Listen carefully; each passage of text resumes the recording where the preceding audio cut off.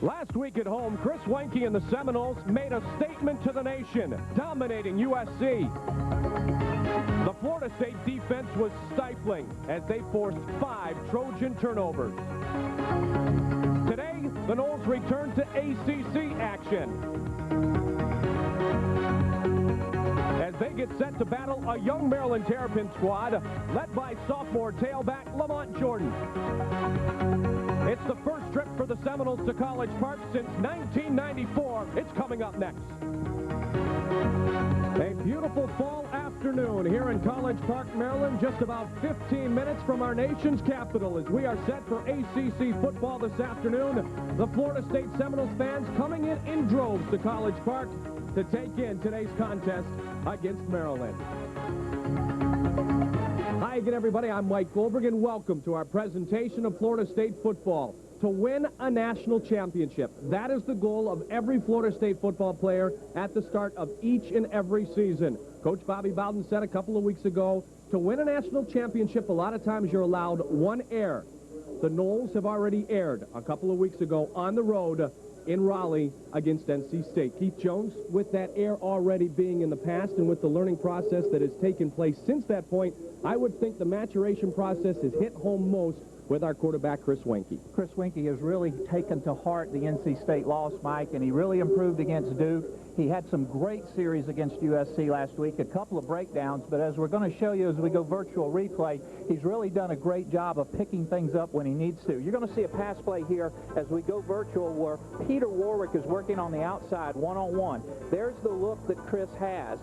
As we go back around, you'll see good protection by the offensive line. He was very patient, very patient, very patient. Let Peter develop the route, and then you'll see the good step and follow through.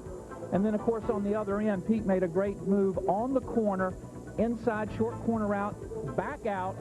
There's the ball, makes the catch, and that's the way Chris Weinke performs best. And, of course, Peter Warwick helps him so much. Yeah, no question about that. Offensively, this Seminoles team is a bit banged up this afternoon.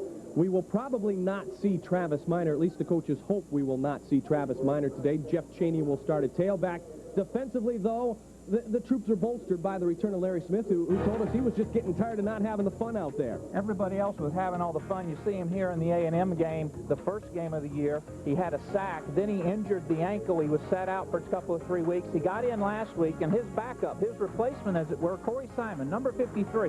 What he's known for is staying after it, and you see right there the reward for staying after it covers a fumble. Well, when you talk about Maryland football, and they are in their 106th season of football competition, trying to return to the glory days, you think about the great quarterbacks, the quarterbacks like Scott Zolak and Boomer Esiason, Scott Milanovic now with the Tampa Bay Buccaneers. But here, I think when you talk about Maryland football, first and foremost this season, they talk about their great linebackers. They really do, and they've got a couple of outstanding ones in Eric Barton and Kendall Ogle. And they've really come on. And of course, they played well last year, Mike. Each of them were finished second and third in the ACC in total tackles. They weigh in about 230 pounds apiece, and they're all over the field. And they're joined by a freshman, Aaron Thompson, who makes the 3 of them very, very good. Now, there's a sophomore doing a great job. In fact, last week, 32 freshmen or sophomores played in the game against Temple, and this guy, Lamont Jordan, had a big day. A very big day, Mike. He had 2 touchdowns, 22 carries, 138 yards, and he really brings something to that backfield for the Maryland Terrapins, and he really makes things happen. He's 5'11", 212 pounds, but he can run, and he works inside, outside, and he can get down the field. Well, in Tallahassee, Chris Weinke is the man undoubtedly at quarterback. Down the road in Gainesville, there's Palmer and Johnson. And here in College Park, we will also see 2 quarterbacks today. And for more on that, let's check down at the sidelines with Al Puckett. Mike, thank you very much. As you mentioned, the University of Maryland has a proud tradition of producing quarterbacks that have done very well in the National Football League. But this year, it's quarterback by committee. At the start of the season, the starter was Ken Mastroli, the junior out of Hollywood, Florida. But in the 3rd game of the season against West Virginia, Mastroli struggled. He was replaced in the second half by freshman Randall Jones. He directed the Terps to 192 of their 265 yards against the Mountaineers. Now, Mastroli, who's the better passer of the two, did bounce back last week, leading Maryland to 24 of their 30 points against Temple, and should get the starting nod today. But make sure you look for Jones. He will get plenty of time. His running ability keys the Maryland option offense. We'll be back with the start of this contest and the opening kickoff as the Seminoles are on the road in College Park to take on the Maryland Terrapins.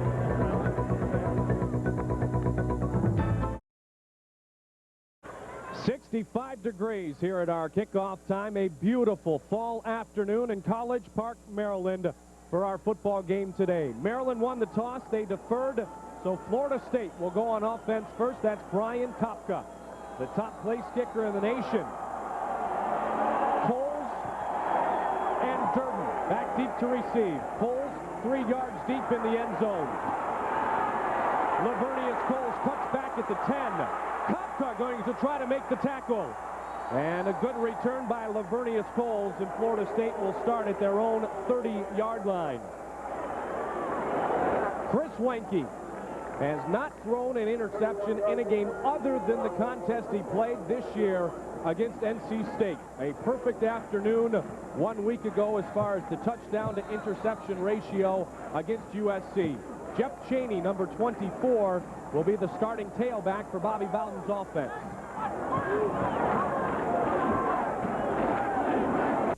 Spotted on the 31-yard line. Play action near sideline. Warwick has it at the 40, and he will stop right there. Offensively, Peter Warwick, the wide receiver, and as I mentioned, Chaney and Feaster will handle the ball most of the time today. Jason Whitaker, some of the offensive coaches were telling us yesterday, Keith, has been the man who has led by example on the offensive line. Maryland's defense sets up this way. We talked to you about the great linebackers, Ogle and Barton. Cowsett is the leader on the front four, and in the backfield will be tested frequently this afternoon. Florida State runs for the first down on the 2nd and 2. Aaron Thompson makes the tackle on Jeff Chaney. What a story Jeff's been coming in for the injured liner, and of course Steve Feaster has a bummed ankle as well. Jeff came in 2 weeks ago, ran for 80-plus yards, came in last week, ran for 80-plus yards. They're looking for him to get 80-plus yards tonight, this afternoon. He's really been able, Mike, to work inside the tackles as Chaney. He's picked it right up, and of course that's one of the strengths that Travis Minor has. Virtually no difference when they're in there, but Minor's quite a bit faster. High formation, Glenn at fullback. Again near sideline. This time the pass is overthrown towards Ron Dugans. Sean Forte on the coverage of Dugans. It'll be 2nd and 10. As we mentioned in the opening, Weinke's done a very good job the last couple of weeks of being patient. We met with Mark Rick, offensive coordinator for Florida State yesterday, Mike, and you recall the one thing he kept coming back to is Chris has got to slow his motor down. Got to slow his motor down, be a little bit more deliberate in his reads, step and throw. From the 45, they pitch to Chaney. He comes right side and works his way diligently for a gain of 1 yard. Paul Jackson, Kendall Ogle in to make the stop for the Terrapins. Here you get a good look at Ogle. 6'1", 231 pounds, a senior.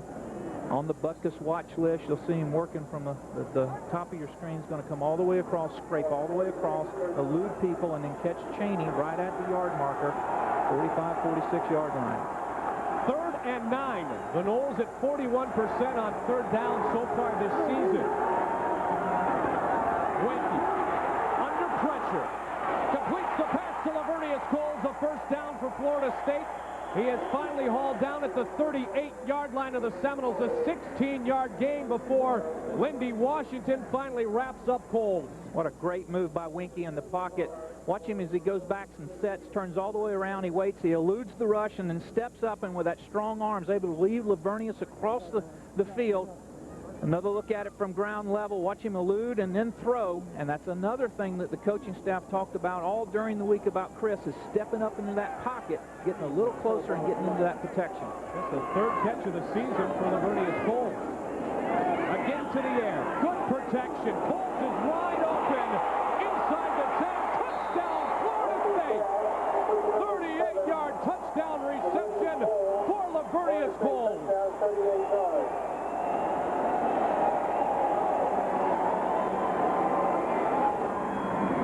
One look here, Lavernius Coles, he'll get the outside release, and he's going to run his little seam route just right down the hash.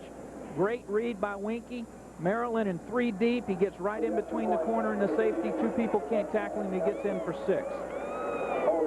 Janikowski for the point after. And the Seminoles strike quickly. It took only 2.5 minutes. Lavernius Coles with the first touchdown reception of 1998. And the Noles leads 7-0.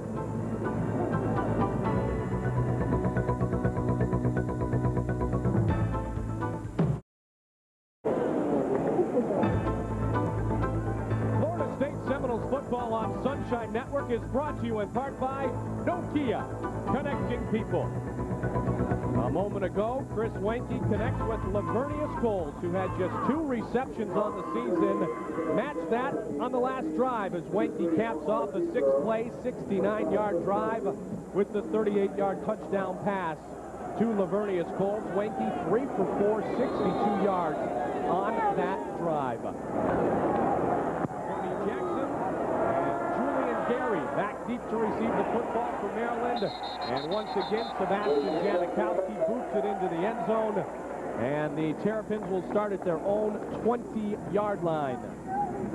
Justin Matara was the one who fielded the kickoff. Now, quarterback by committee, as Al Koken told us earlier, we expect to see today, but Ken Mastroli is the starter and the most experienced of the quarterbacks, the junior who replaces Brian Cummings, who had 25 starts over the last 3 years. And he will start 1st and 10 from his own 20-yard line. Maryland will try to run the football today and hopefully have some success. Kalapinski, the fullback, gets the carry. Lamont Jordan, watch for him to get a lot of work today. Jermaine Arrington is the top wide receiver. The offensive line is one that averages 280 pounds. And John Fugel, the senior right tackle, the veteran on the line, and Jamie Wu, the junior from St. Charles, Illinois, a first-year starter. No gain on the carry by the fullback a moment ago. Mastroli rolls out right and dumps it off as good coverage downfield by Tay Cody and Mario Edwards for Florida State. Florida State's pressure comes from guys like Corey Simon. We expect to see a lot of Larry Smith today. At the linebacking core, do notice Brian Allen is in. Demetro Stevens is out. The backfield, Keith, looks very much like it did 1 week ago. Mario Edwards having an exceptional year since he's moved into that starting position. And in talking with Coach Bowden yesterday during the little walkthrough, I said, what do you think about the defense? And he says, I leave them alone. Coach Mickey Andrews does such a great job with them. We're going to leave them alone. 3rd and 10. Mastroli, short drop. Pressure now coming. Dumps it off. Incomplete. 3 and out for the Terrapins. And the Florida State defense trying to pick up right where they left off 1 week ago in a dominant effort against the USC Trojans. On both 2nd and 3rd down, great coverage downfield that you weren't really able to see. Mastroli rolling with nowhere to throw the football. Good coverage, and Coach Bowden talking about that defense and about how they've been able to shut people down. And there's a very dangerous punt returner. Coach Bowden also mentioned, Mike, that Warwick had not returned a lot of punts because he was getting so fatigued during the offensive series because the series were going so long, but he's back here right now. Russ Edwards, the senior returning starter from Alexandria, Virginia. A high kick to Warwick. Coverage is in his face. Warwick fields it anyway at the 32. Tries to cut it up the middle of the football field, and Peter has nowhere to go. Football's on the turf. Fumble, and Maryland has recovered. Maryland recovers the football. Cliff Crosby. No turnovers a week ago, and one very early today by the Seminoles. One of the dangers of having a return man that is so talented is he may oftentimes try to make something out of nothing. That time Warwick would probably have been better served to just find the seam right there. Just find that seam and go on and get 4 or 5 more yards and get down. As it is, he tries to backpedal, he gets the ball stripped. Maryland in business on the Florida State 21-yard line. Well, it was Moses Cruz who made the initial hit that popped the football away from Peter Warwick. Is the Florida State player being attended to on the field as we speak, while the medical staff does their job, and a good one as always. We would just like to forewarn some of our viewers today, if your television is a little less than perfect at times, as Todd Pryor, the man being attended to, it is because at this time of year, occasionally our satellite transmission is affected by sun outages. Unfortunately, and we apologize in advance, there's nothing we can do with our transmission, nor you can do on your television set at home, so don't try to adjust the set Just adjust to the fact that maybe for 90 minutes or so you could have a bit of a blurry screen as the satellite transmission is disturbed a bit. We apologize in advance. As Florida State found out against NC State, Mike, the best way to get beat on the road is to turn the ball over. Here's one against Florida State. Great field position for the Terrapins, the 21-yard line. Mastroli in at quarterback. The stop made by Lamont Green and Tony Bryant. Kalapinski, the fullback, is their leading rusher, but Lamont Jordan, as we said earlier, Keith, is their featured back. Without a doubt, Jordan played in the last 3 games, did not play in the first game of the season, and as we mentioned at the top of the show, had 138 yards last week. Kalapinski does the very good job of running the ball in the tackles as you would expect your fullback to do. The interesting thing about him is he averages over 6 yards a carry, so every time that Kalapinski has the ball, it moves down the field. 2nd and 20. Dumped off to Lamont Jordan. He hauls it in, but he is going absolutely nowhere. Met by Sean McCorkle near the original line of scrimmage. It'll bring up a 3rd and long. Tommy Pauly also in to help with the stop. Maryland has had phenomenal success inside the red zone, Mike. They're about 91-92% scoring once they get inside the 20. Florida State with a good job this time, a little swing pass out to Jordan. Everybody stays at home. Tommy Pauly, McCorkle, number 37, etc. But it will bring up 3rd and 8. Florida State's defense trying to force a field goal attempt here after the turnover by Warwick. Mastroli back to pass. Dumps it off. Incomplete. Good coverage on the play by Tay Cody, who was defending Omar Cheeseborough, the sophomore wide receiver, and Mastroli had nowhere to go, and Brian Kopka, the top field goal kicker in the nation, will come on to try to give Maryland 3 early points. You see Kopka's numbers there. Those 10 made field goals came on the last 10 attempts. Missed his first attempt of the year and has now hit 10 in a row. This will come from 37 yards out. The snap, and it is blocked. Kopka's kick is blocked by the Seminoles, and Maryland will come away empty. Larry Smith, number 96, got his hand on the football, and the Terrapins come away without a single point. We told you we would see some of Larry, and every time Larry gets in there, Mr. Smith brings it with him, and that time he's able to get one of those big paws up and deflect that attempted field goal. It just seems every time Larry gets in the game, Mike, something happens, and more times than not, he just elevates the play of everyone else around him. He's quite a leader, a spiritual and inspirational leader on that defensive line for that entire defensive unit. Unable to capitalize Maryland. That will hurt their mental state coming into a game in which Florida State is heavily favored, and Winky has lots of time again.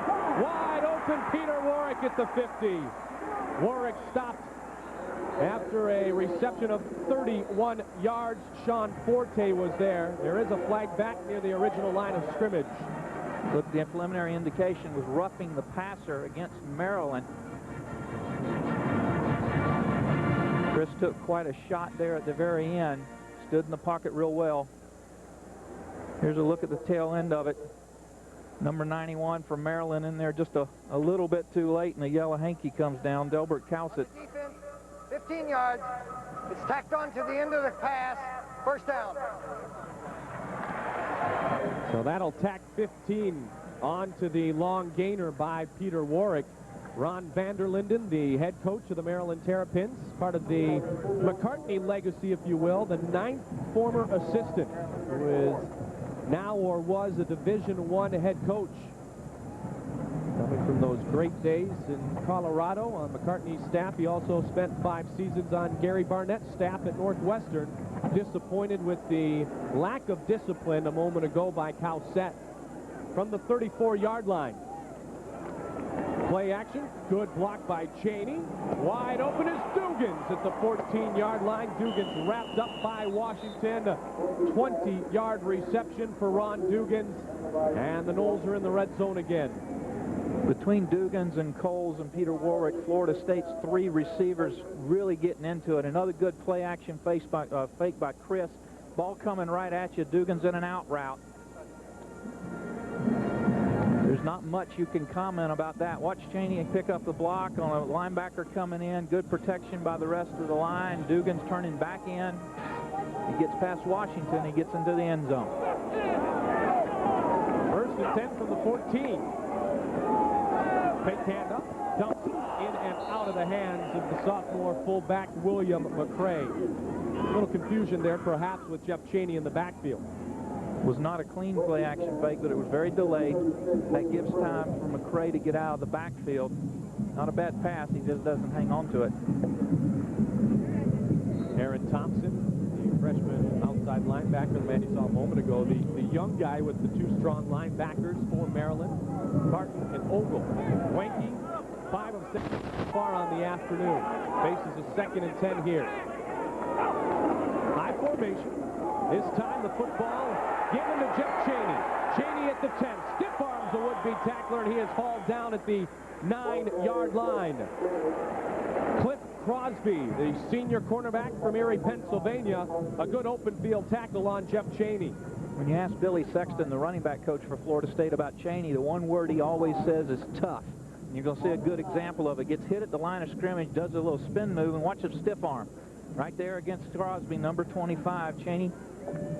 Little action right there. He's a tough little nut, and he'll really get after it. He's really enjoying his playing time, Mike, with Feaster and, of course, Travis being out, wanting to contribute. Feels like he's really a part of the team, and he's performing very well. 3rd and 5 from the 9. Wanky over the middle, looking end zone.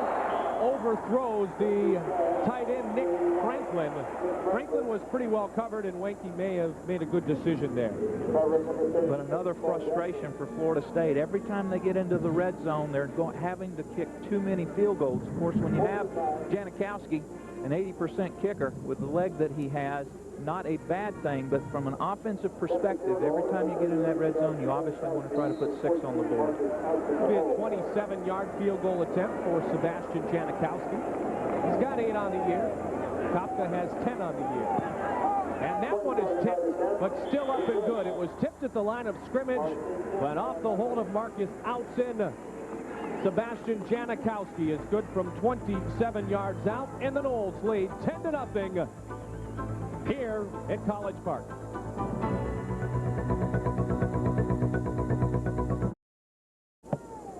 Well, a beautiful afternoon here in College Park. I mean, this is football weather. 60 degrees, the sun is out, and the fans here for homecoming. And Maryland trailing early 10-0. And if you're Ron Vanderlyn and you're saying what the score should be is 7-3 or maybe 10-3. If you're Mark Richt, you're saying the score right now should be 14-0. Without a doubt. And again, as we mentioned, Florida State's offensive coaching staff, led by Mark Richt, offensive coordinator, really wanting to stress to the offense this week that when you get in the red zone, we're not taking the intensity to the next level in order to get it into the end zone. And as a result, from their perspective, though they're very happy with Sebastian's performance, they're kicking far too many field goals. Now, last year at Doak, Florida State defeated Maryland 50-7. The Terrapins had just 9 first downs. They'll go back on offense here. Jason Hatala on the return of the Janikowski kick to the 20-yard line. Maryland will begin once again deep in their own zone. Let's check down on the field with Al Koken. Well, Mike, before the game, Ron Vanderlyn inside would have loved to if this had come down to a kicking battle because they feel they've got the best in the country in Brian Kopka. But if you've already seen the Seminoles have struck, you've got Janikowski's already got an extra point in that field goal. If you look at Brian Kopka, who's from the Miami area, one of 7 Florida-based players, he's got an injured right hand. He says, I'd love to tell people I did a tackling, but I actually hurt it lifting weights. Still something to impress the coaches. Back upstairs to you guys. Well, thank you, Alan. On the first play from scrimmage, Randall Jones hands it off to Lamont Jordan, and he is met at the line of scrimmage by Larry Smith. As Al mentioned at the top of the show, Randall Jones, the rusher or the option quarterback of this two-headed Maryland attack, 6'2", 207 pounds, just a freshman. Number 1 there, just a freshman. Not a great passing arm, but has a great deal of mobility. They'll come at you with a little bit of a veer look and adds another weapon in that backfield from the ground game. A true freshman from Frederick, Maryland. Played last year at the Naval Prep Academy. There's the option. Pitch is high. Jordan's in trouble. He's met at the corner by Derek Gibson, and once again, Maryland having trouble moving the football. Jamal Reynolds also in to help on the stop. Some may think that when you face an option team, how can that be that much difference? And the difference is everybody now has to have a specific assignment. Somebody has to take the quarterback. That was Simon. Somebody's got to come after the fullback on the fake. And in that particular case, 3 or 4 of them got to go after the pitch man. Every man on the defensive side of the ball, Mike, has got to execute properly. And that's the pressure that the Veer puts on a defense. Lots of 1, 3rd and 11. Jordan behind the blocker, and he will gain maybe 2 yards on the carry, hauled down by Dexter Jackson, and the Terrapins once again will be forced to punt the football away. Good feel that time by Jackson coming from his safety position inside out in the lane. Lamont not able to get untracked early here in the first quarter. Florida State's defense allowing just 189 yards, 23 in the air last week against USC. They're off to a stifling start here again this afternoon. Second punt of the day for Edwards. Warwick set up at the 38-yard line of the Seminoles. Remember what happened last time. This time Peter signals the fair catch, and he takes it at the 43. A 34-yard punt and no return in good field position for Jerry Johnson and Corey Simons, offensive friends of the Florida State Seminoles. There you say Demetrio Stevens, he broke that right hand in practice on Wednesday. He's here, but he's not dressed. Brian Allen getting his first start at the middle linebacker position for Florida State. Get me leg! Come on, sir! So Wenke's in the shotgun, and Raymond Skaggs is in the backfield, number 20. Coaches would like to stay away from using Travis Minor if they can help it today. He really did not practice much at all. Skaggs goes to the flank. Warwick near side. Breaks one tackle. Up at the 40. Stunner steps and finally hauled down at the yard line. 17-yard reception. Tony Akonlawan is the true freshman who hauls in Peter Warwick. Florida State going with the hurry-up offense. We heard yesterday that they would do more of this. We're now in the 3rd series, and here they are at the line. Winky calling signals. Spreading it out a bit, which puts a little different pressure on the quarterback. Dumps it off to Skaggs. It goes incomplete. What kind of pressure and decision-making is required of Chris Wenke when we see the 4 wideout spread? What he has to do, what Chris has to do, is he has to make his reads on the run. He makes his audibles or his checks, his hot reads, after the ball is snapped. He does not audibilize at the line. He has to change and do what he's doing after the ball has been snapped. That time you see him go to Skaggs. He overthrew it, Florida State 2nd down. Wenke trying to grow and mature as a quarterback. Dumps it off nicely to Ron Dugans. Dugans will be a couple of yards shy of the first down, wrapped up by Tony Jackson. Keith, if I can, let me take you back to the last series, or let's hold off on that as we're working the no huddle again, but I want to talk a little bit, as we will throughout the afternoon, the maturation process of Chris Wenke. On the keeper, he moves it ahead and gets the first down yardage on 3rd and 2. So Florida State will keep the football offensively with 5 minutes exactly on the clock here in the first quarter. Well, part of that process, Mike, is what we're seeing right here in this 3rd series. Florida State's coach is confident enough with Chris to go to the no huddle. He calls the signals out. There's certain signals and reads that he does, and then he has to make the decisions after the ball is snapped. Looking for their 8th first down. Wenke dumps it to Lavernius Coles. 3rd reception of the day for Coles, wrapped up on the play by Sean Forte, who missed all of last season with a broken leg and replaces departed strong safety Henry Baker in the lineup this year. Still in the no huddle. Florida State with 4 wideouts, 1 running back, no tight end. 2nd and 5 from the 25-yard line. Good protection again. Forced out of the pocket, looking towards the end zone. Almost intercepted by Paul Jackson. Well, there is a throw a moment ago. We're going to talk about the decision-making. Let's go back, as we said, to the series the last time Florida State was looking towards the tight end, Nick Franklin. Does Chris want to dump this football off? Could he have attempted to make this throw? Probably did a good job by throwing it high, which is what you want to do anyway. Give the receiver an opportunity to maybe get up and catch it, but if he can't, it's out of the end zone. No one intercepts. So a good decision in the opinion of Mark Richt and my partner Keith Jones. 3rd and 5. Play action. Weinke pumps. Pressure again. Weinke avoids it. Now he's waiting. Good coverage downfield. Weinke is going to be forced to take the sack. Rasheed Simmons with some great yeoman's work. He missed Weinke the first time, got back on his feet, works around and earns the sack. Good coverage downfield by the Terrapins secondary. Only 3 receivers in the pattern. Chris does a remarkable job of moving around. Offensive linemen trying to pick people up and, of course, stay behind the line of scrimmage. Chris probably does a good job here. It's 3rd down, Mike. You don't want to throw this ball away for an interception. Give Janikowski a chance to put some points on the board. So Sebastian will look for his 2nd field goal of the afternoon. This one from 47 yards out. And it is good. So Sebastian has tied Brian Kopka at 10 field goals on the season. The Polish powder keg, good from 47, and Florida State leads 13-0.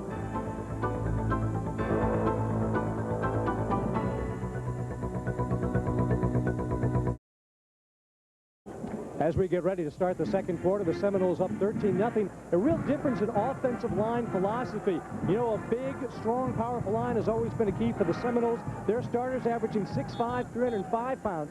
Quite different story for the University of Maryland. All of their starting offensive linemen, in fact, the entire group, under 300 pounds. And that's a decision. They saw what the Denver Broncos did, winning a Super Bowl with the lightest offensive line in pro football. Ron Vanderlinden wants to try it. He thinks they have more mobility. And you see with a guy like Randall Jones, that may help. But here in the red zone, a little size wouldn't hurt. Back to you guys. Well, thank you, Al. They averaged 280 pounds on the offensive line of the Terrapins. Jones at the line of scrimmage. And again, the Terrapins going nowhere. Jerry Johnson in the middle of things defensively. It'll bring up a 3rd and long from the red zone, where Mickey Andrews' defense has been pretty good this season. Without a doubt, and good pressure that time. Good push by Jerry Johnson, number 92 there on your screen. 6'2", 280-pound junior. He's been the steady one over at the defensive tackle. And on the other side with Simon and Larry Smith, they've been interchanging, and Jerry's been an anchor back there for that defensive line unit, and Odell Haggins Jr. 3rd and 9. Shotgun. Pressure coming. Dumped over the middle. Has a receiver inside the 10. End zone. Touchdown, Maryland. Moses Cruz, a 15-yard touchdown reception from Randall Jones.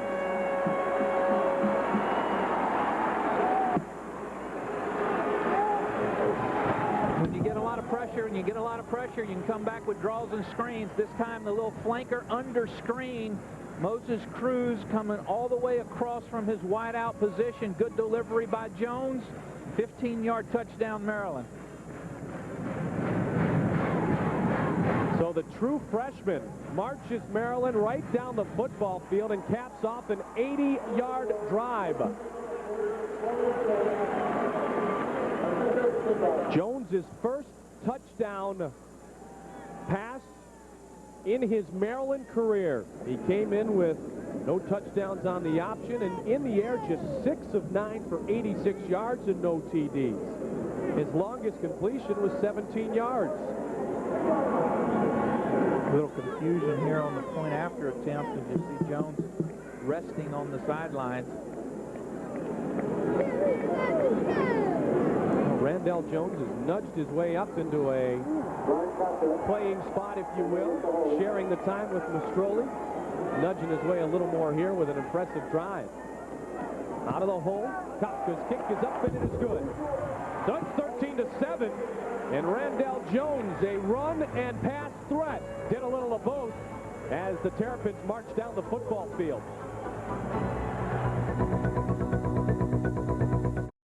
You see the touchdown reception one more time.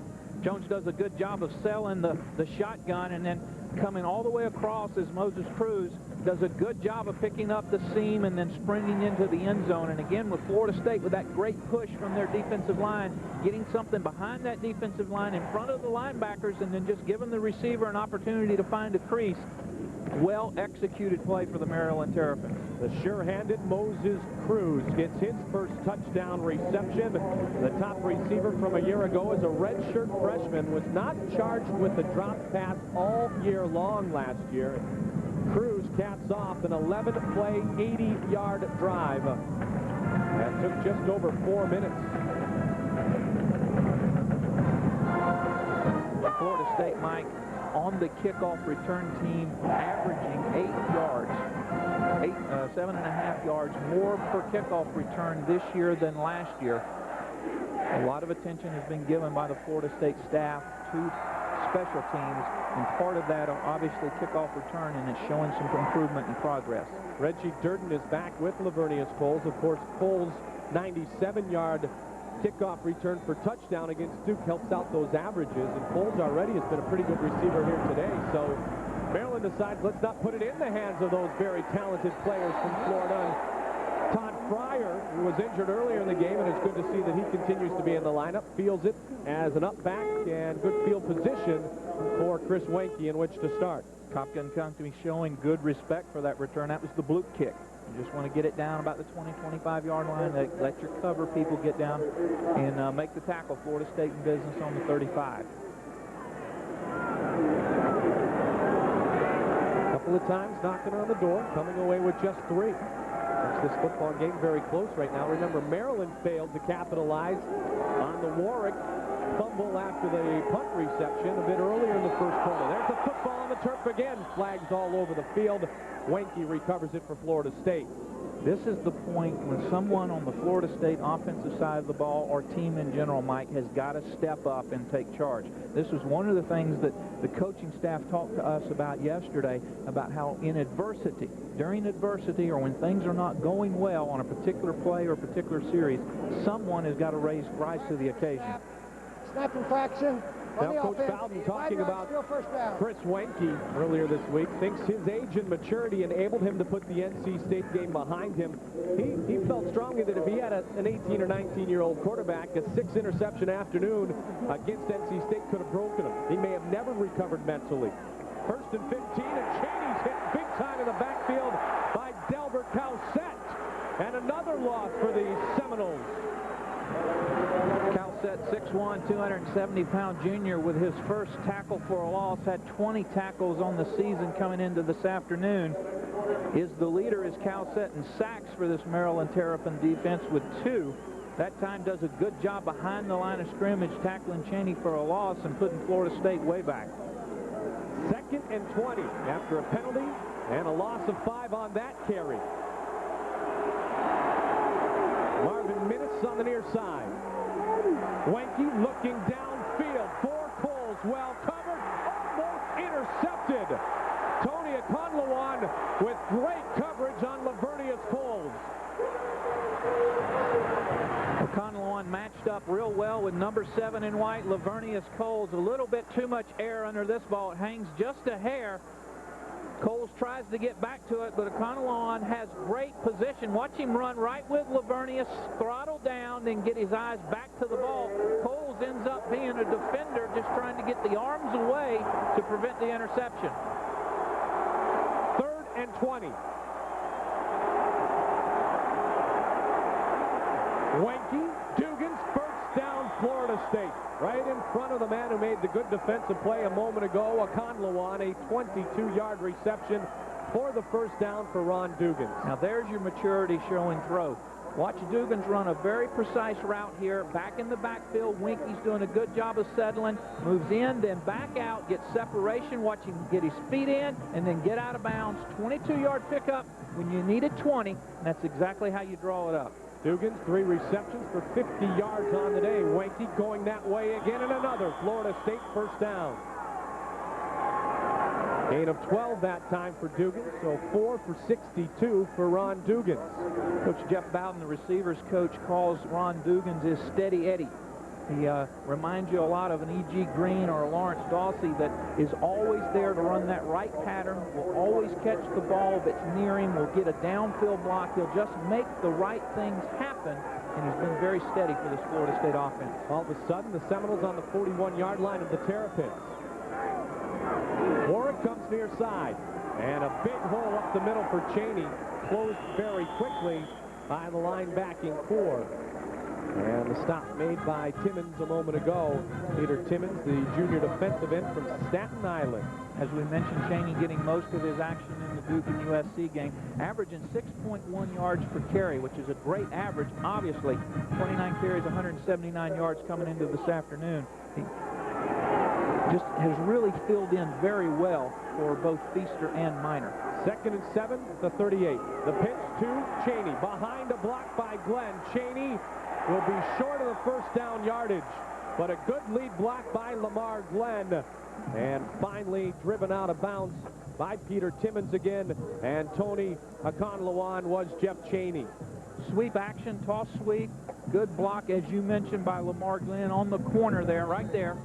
And then Chaney one-on-one with the defensive back, and as we mentioned, and Coach Sexton reiterated to us, he's a tough little character. He just lowers his shoulder and gets that extra yard or two.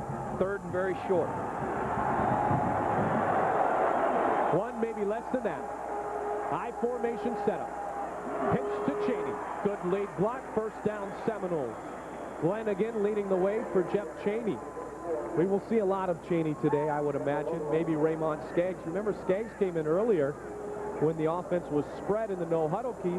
Dee Feaster, generally the backup tailback, is maybe 85% himself, so we may not see a lot of Feaster or Minor today for the Seminoles. And, of course, the order is they'll get D in if they need him. They'll use Minor only if absolutely necessary. Skaggs and Chaney will get the bulk of the playing time this afternoon. 3 touchdowns in the last 2 games for that man, Jeff Chaney. So first down again, and there is Raymond Skaggs, who will not be a redshirt this year now. And Bobby Bowden had somewhat planned, potentially earlier. Wenke, good protection over the middle for Peter Warwick. No flag on the play, covered by Cliff Crosby, the senior from Erie, Pennsylvania. Crosby had him blanketed coming across. Warwick trying to run a post pattern. You'll see it coming right at you. Working from your right to your left. Good throw by Wenke. Crosby all over Peter. Good coverage. Very questionable. Could have been possibly pass interference, but looked like good coverage by Crosby. Good throw by Wenke. Florida State will have to regroup. This Maryland defense allowed a conference worst 32 points a game last year, and were last in pass efficiency defense. But Crosby, good coverage there. Now they'll work on Chaney. 2nd and long, and again the defense looking good for the Terrapins. They allowed their opponents 53% efficiency on 3rd down a year ago and only recorded 17 sacks. But as you mentioned, Coach Vandy, a defensive guy, really trying to make this young unit come to maturation. And as we mentioned at the outset, with Ogle and Barton and Aaron Thompson, the freshman, sitting in there in those 3 linebacker positions, active, very much able to run, able to get outside when Florida State tries to get wide. They're very good. 3rd and 10 from the 31. Warwick on the near side. Play action. Wenke, incomplete. Had to hurry his throw. Good pressure by Peter Timmons, the junior defensive end. And Florida State comes away empty again. Wenke just threw that ball too quick, Mike. He needed to just hold it just another little second. Just throttle down and settle down. He could have delivered this ball. Watch him turn. He doesn't get set. He throws the ball too quick, and therefore it dies on him. Had plenty of time to get that ball away and give Poles an opportunity to get better into the route. Slow the motor down. 48-yard field goal attempt for Sebastian Janikowski. It looks long enough. It is good. Sebastian Janikowski with his 3rd field goal of the afternoon. Last year against Maryland, he hit from 44 and 49. He has hit from 27, 47, and 48 here in the first half today. See Coach Bowden on the headsets. Again, I feel like that broken record, because it's been a broken record. Florida State too many times having to settle for 3 when they couldn't get 6. That potentially could come back to haunt this team in the way they were haunted the last time they were on the road in Raleigh, North Carolina. And Bobby Bowden earlier sat down and visited it with us, told us about what his team has learned due to the loss against NC State. Well, there's no doubt about that. You know, life is made up of learning experiences. And I'm sure as Maryland looks at our season, they'll say, hey, look what happened to them at North Carolina State. That don't look like the same kind of team. I wonder if they can do it come here, you know. But our kids learn from it, and we say, hey, we're going into the same situation we were in up in Raleigh. Are we going to do the same thing, go up here and faint, or get overconfident, or are we going to play like we're capable of playing? So it's going to, both of us are going to get tested. I suppose the difference here is that Florida State only turning the football over once, Keith, and they are coming away with at least 3 points, albeit they would like to have 6, 7 points each time, coming away with 3, but at least putting points on the scoreboard thanks to Janikowski, who puts another one in the end zone. They thought about staying in there to Cliff Crosby, but now he will bring it back to the 14-yard line and a flag down on the football field. Preliminary signal is holding against Maryland. That'll back them up inside the 10-yard line. Husby wishes he would have stayed in the end zone now. Now, Koken, what do you got? Well, Mike and Keith, talking to some of the Maryland people before the game, they said what they saw in the tape of the Florida State loss to North Carolina State was that some blitzing got Chris Weinke rattled. And you saw early in the game they tried to bring some people, some of the linebackers, and Weinke was doing a good job of picking it up. Over the last couple of series, they've been dropping at least 6 guys back deep in pass coverage, and that seems to have been giving Chris Weinke a little bit of problem. We'll see if that strategy holds up and what the Seminoles do to try and counter that. Back up to you guys. Thanks, Al. And the other thing that does is it makes Chris have to think again. And as we saw in that last pass, he thought he threw too quick. With the penalty, poor field position for Randall Jones. He airs it out. It will be incomplete. So the football will remain spotted at just the 5-yard line of the Terrapins.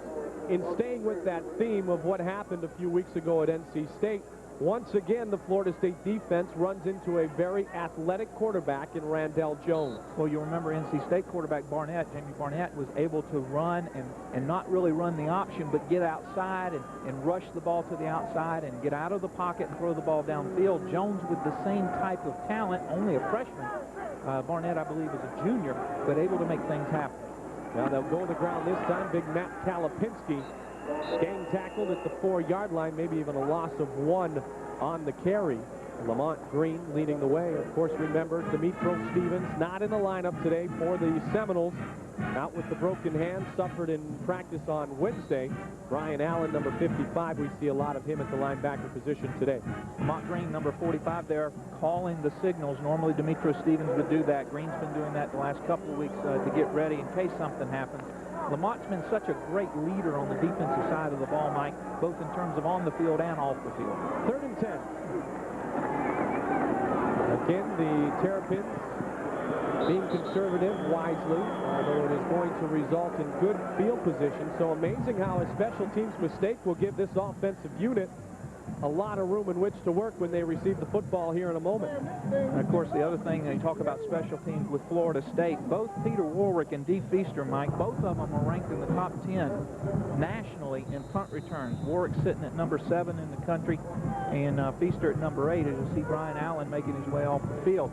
So Florida State's punt return team able to really advance and improve field position for the offense. It is Peter Warwick at the 45. Flag is down. Warwick shakes off the football, spins, and it'll be touched up at about the 40-yard line by the Terrapins. We'll have to check the call, though. 32-yard punt a moment ago by Edwards.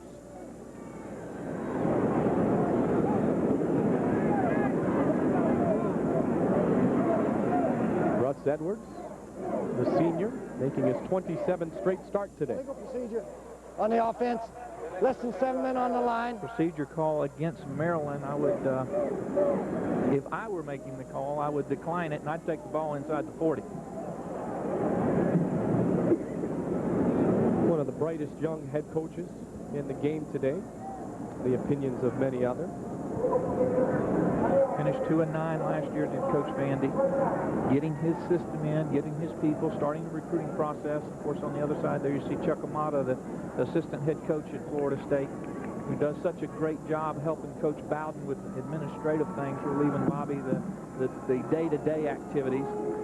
You see him talking there is Chuck with defensive coordinator Mickey Andrews. This coaching staff at Florida State, Mike, has the 4th longest longevity at any one school as any other Division I school in the country. The one change this year, the tight ends coach Jim Gladden coming in. Pitch to Jeff Cheney.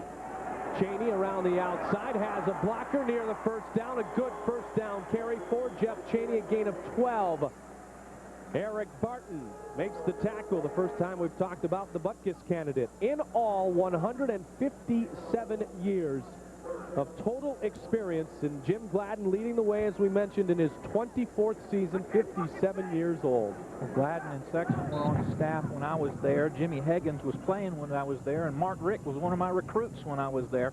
Mark, a year younger than I, came to Florida State on his official visit, and I was a freshman at FSU, and of course, one of the younger ones there is Jeff Bowden, Coach Bowden's son, who I also played with at Florida State. So a great family tradition amongst these coaches, and they get along so well, and they do such a superb job. Jeff in his 5th year in charge of the receivers. Tommy's at Tulane. Terry's at Auburn. Auburn will be in Tallahassee next year. On the football field being attended to is Eric Barton. Jim Gladden, 24 years.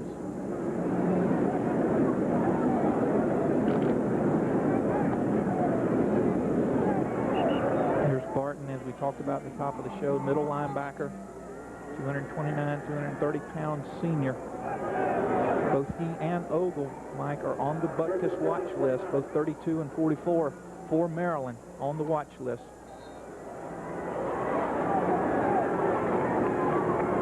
Nine minutes remaining in the first half. 1st and 10 from the 29-yard line. Great field position for the Seminoles. Jeff Cheney up the middle, lead blocks near another Florida State first down. Aaron Thompson, the redshirt freshman, makes the stop, but not until Cheney runs for another 11 yards. Nothing fancy, isolation look with motion behind. You'll see the the fullback on the linebacker right up the middle. Cheney does a good job of cutting off to the side. That's his 10th carry on the afternoon for 41 yards. Here's another look at it. Great job at the point of attack by the offensive line, and then that fullback leaning up there, and Jeff right on the hip. Florida State converts the first down. Again to Cheney. This time nowhere to go. Wrapped up near the line of scrimmage by Delbert Cowsett from Cleveland Central Catholic High School. The lone returner on the defensive line this season.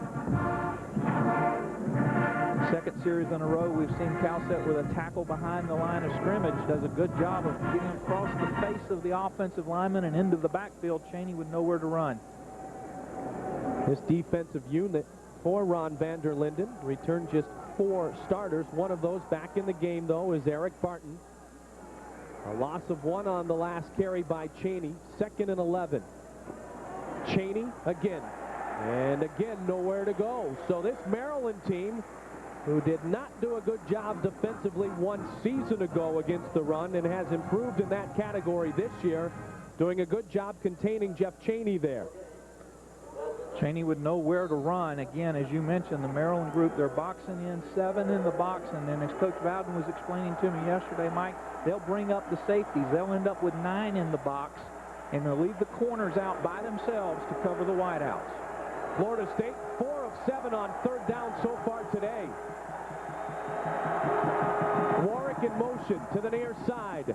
Pressure! Winky is sacked. The blitz was on. Lewis Sanders, the free safety. Kendall Ogle, the linebacker, getting into the backfield and earning the sack. Stunt up front. Florida State does not pick it up. Number 32 comes through untouched. Nothing Winky can do. Does a good job of not letting the ball get away from him. That's just an excellent call by the Maryland defensive staff. Another 47-yard field goal attempt for Sebastian Janikowski. Kick is up long enough. And he missed it. Janikowski misses from 47, and Florida State leads 16-7. 6.5 minutes left in the half. Quickly into their offensive set, the Maryland Terrapins, not surprisingly, behind Randall Jones. Whistles and flags will stop this play. Someone on the offensive side moved a little early. Florida State was 11 penalties against USC last week. Only 4 against Duke the week prior. It's been feast or famine from the penalty standpoint on the FSU side. Ron Vanderlinden mentioning earlier this week that he feels this Florida State defense is the best he has ever gone against, ever seen. They overload the box. They're aggressive on the corners and put quick pressure on the quarterback. Obviously, he was watching the game film from 1 week ago against USC. See Tony Bryant there, and of course Roland Seymour on the other side, defensive ends, very, very quick. 1st and 15 now after the penalty against the Terrapins. Harold Wesley, the ball carrier, gets back to the 30-yard line, met there by Sean Key. Out to the original line of scrimmage, and it'll bring up a 9-yard situation, 2nd and 9 for the Terrapins. And one of the things you look for on the defensive side of the ball for Florida State, Mike, is the minor adjustments that were needed between series in order to combat this veer, this option attack. We'll watch Florida State, see how the kids respond to those changes. Jones is the man at quarterback. He has engineered the only scoring drive. He throws it up for grabs. Cheeseborough battling on the near side with Troy Saunders. The flag is thrown. It is going to go against Maryland, I believe, as Cheeseborough and Saunders were fighting for that football. That'll be the key dumb statement. Who does it go against? They're going to go holding on Troy. Both of them were jockeying for position. I'm not sure we'll get a look at it. Jones just throws the ball up, kind of short arms. It'll be on the right-hand side of your screen. I think it occurs well before then.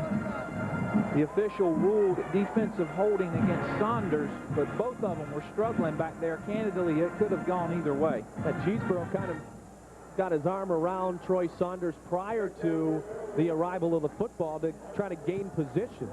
You can see Randall Jones does not have the type of arm strength of a Chris Wenke, nor arguably the type of arm strength that Ken Mastroli, the other quarterback here at Maryland, has, but he does it in other ways. Makes things happen with his feet instead of his hands. You got that right. 1st and 10 after the penalty. Wesley, the ball carrier. Lamont Green, the tackler. A gain of 6 yards on 1st down brings up a 2nd and 4, so a good 1st down play for Maryland. Now, just like on the Florida State offensive side, Mike, when Dugans and Winkie hooked up for that 22-yard completion on 3rd down, now is the time where somebody on the defensive side of the ball for Florida State has got to step it up and has got to make a play. Maryland with momentum, moving the ball, very effective in their game plan. Somebody in white has got to step to the forefront. The big fullback, Matt Kalapinski. Bring up a 3rd and short. This offense of Maryland returned 7 starters. They lost their starting quarterback in Brian Cummings. Finished his career top 5 in many offensive categories, and they have a junior and a freshman quarterback, 2 sophomore backs leading the way in Kalapinski and Jordan. Wesley, the junior, we have seen in and out of the lineup. 1953, they were the national champions. 8 more ACC titles after that. Been a long time since their last one, though, Keith. 1985. 3rd and 3. Near midfield. Jones runs the option. Waiting, looking for a blocker. And it looks to be a 1st down as Lamont Green forces Randall Jones out of bounds. Green having to come all the way across. Jones bringing the ball towards the near sidelines, all the way to the sidelines, and I believe the officials are going to bring the chains across and measure. Lamont slowed a little bit by an ankle problem. Not at 100% even today. Well, as they bring the chains out, and you see Maryland hanging around here, and they've got a chance potentially to trail maybe by 2 points at the end of this first half of play. You compare and contrast these two programs. Of course, Maryland with the great quarterbacks over the years, Keith, but just to put things in perspective, Maryland has 17 former Terrapin stars in the NFL right now. the Noles, including free agent signings at the beginning of the NFL season, sent 17 players to the NFL last year. And I believe Florida State has 38 or 39 participating in the NFL as we speak. Ken Mastroli now in at quarterback. So in the middle of a drive here. Vander Linden throwing Mastroli in. He was ineffective the first couple of series of the game. He's got the good arm, though. This one is incomplete. Intended for Moses Cruz. Now Koken. Well, Mike, as we talked about, it is quarterback by committee for the Maryland Terrapins, and right now with Ken Mastroli right in the middle of a drive. We had talked about the pattern had been each guy basically completing the drives, but I guess if you're Bobby Bowden, at least this gives you a little idea of what you can expect. Don't they play somebody interesting on November 21st, Mike? They do indeed, and we will have it on Primetime Noles on Sunshine Network. The Florida Gators coming to Tallahassee on the 21st. To the big fullback, he's got room. Kalapinski to the 20, and finally hauled down from behind by Dexter Jackson.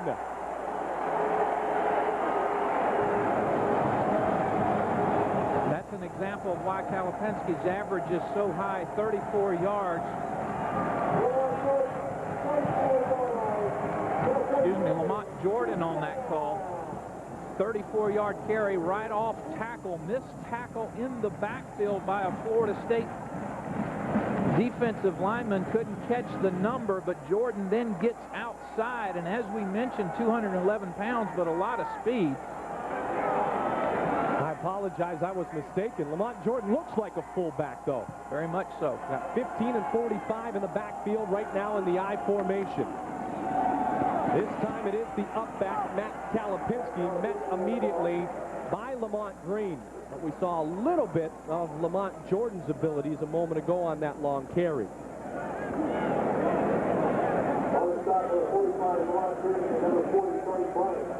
Kalapinski able to block and run. Of course, the Florida State fullbacks mainly blocking backs. Only about 3 or 4 carries a game on the Florida State side. With Kalapinski with 37 carries coming into today's ball game on the Maryland side. A loss of 2 on the carry by Kalapinski. 2nd and 12 from the 16-yard line. 3:18, the clock is running. Kalapinski, the big back again. Going nowhere, it will be 3rd and long. Brian Allen.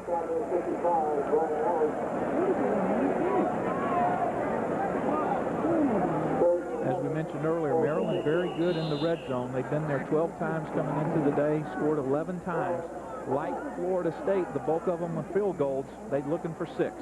Maryland will call a timeout here with 2:57 remaining. They want to talk about this 3rd down situation. Remember the last time they had 3rd and long, they completed the touchdown pass for their only point of the game. Vander Linden and the Terrapins trying to close the gap, moving towards the half. 16-7 here in the 2nd quarter. 2:57 remains on the clock. Florida State has had to settle for a trio of Sebastian Janikowski field goals.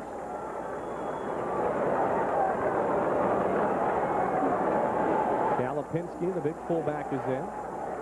As the Terrapins at 50%, well over the opponent's season average against the Florida State defense on 3rd down, which came in at just 21%.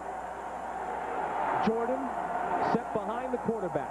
2 wideouts near side. Looking and in trouble. Oh, Jones avoids the sack. Now he keeps it, dumps it off. A lot of improvising there by Randall Jones, showing his athleticism, but most importantly, just a 7-yard gain for Maryland, short of the 1st down.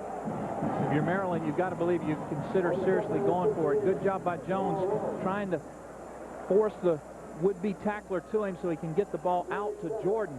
You're seeing this carrying it high, and then once the defender commits, Troy Saunders in that case, then he delivers the ball out to Jordan. They've opted to go for the field goal. I think they ought to seriously consider going for a touchdown. Kopka was blocked earlier today. This is from 25 yards out. Brian Kopka, 15 continues his string.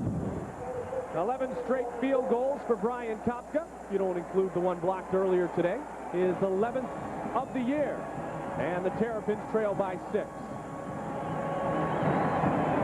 I'd like to remind you, don't miss the Bobby Bowden Show, Sundays at 12:30, right here on Sunshine. Join Coach Bowden as he reviews each week's game and looks ahead at the Noles' upcoming opponents. The Bobby Bowden Show, Sundays at 12:30 on Sunshine Network. We will visit with Bobby Bowden and Ron Vanderlinden. Al Koken working the sidelines as part of our halftime activities this afternoon.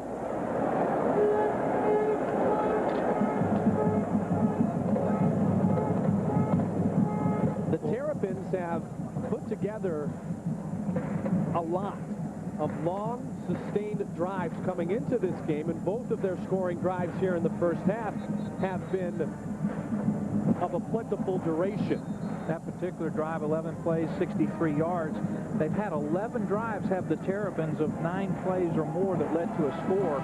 Coming into this afternoon, Mike, they really, because of that ball control offense and running the veer, running the option attack, really do run up those 7 and 8, 9 and 10, and in this particular case, 11 play drives.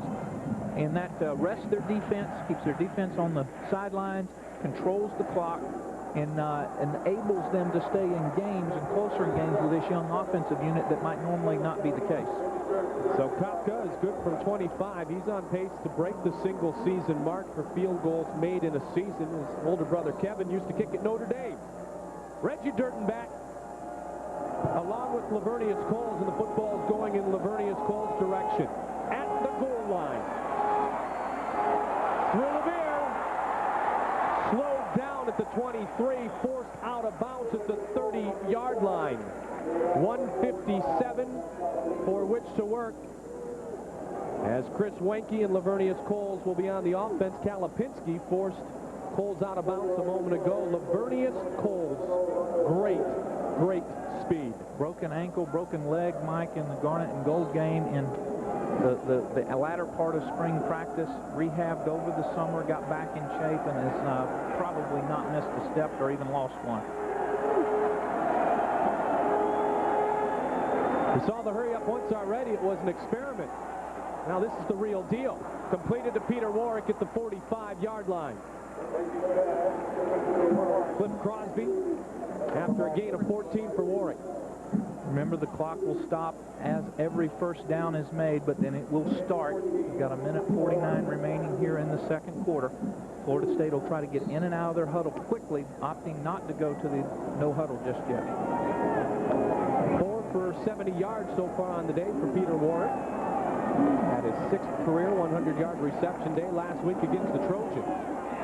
Wenke, again good protection, this time towards Dugans. He tried to out-jump Cliff Crosby, and the pass goes incomplete.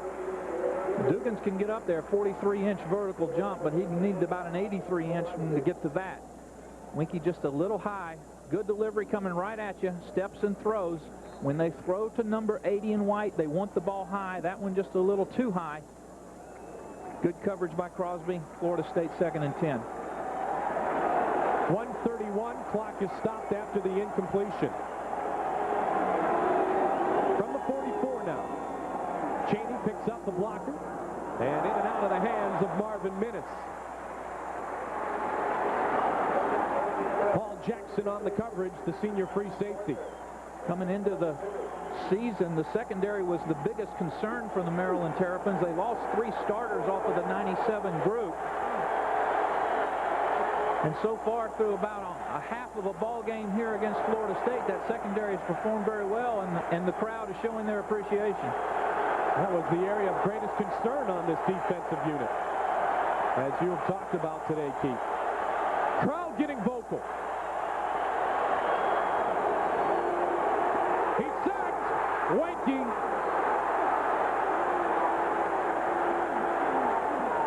Rashid Simmons.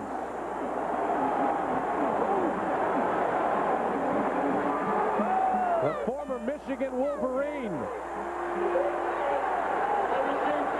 Simmons is going to come from his defensive end position. Wenke goes back to set. Simmons on a stunt to the inside, right up the hash. Wenke tries to get rid of it. The referee, Joe Ryder, rules that he's down. See a little extracurricular activity there at the end. Winky's not real happy about it, but Florida State forced a punt. First punt of the day for the Seminoles. All handled neatly by Jackson. 40 seconds left. So the Maryland defense with 3 sacks today. They came in with 8 on the season, and the offensive line of the Noles had only allowed 7 all year. And Simmons is fired up. Maryland's got 1 timeout. They used 2 already. The official announcement here in the booth with Maryland utilizing 2 of their 3 timeouts, which is interesting as they have just 40 seconds for which to work. Will they even attempt to put points on the board? If they do it, I'm sure they'll do it in a conservative manner. I believe they get the ball in the second half. I would think they might just choose to run the clock out, take the ball as they begin the third quarter. They've spent all this half trying to build a little momentum. They do not want to give it away here with an interception.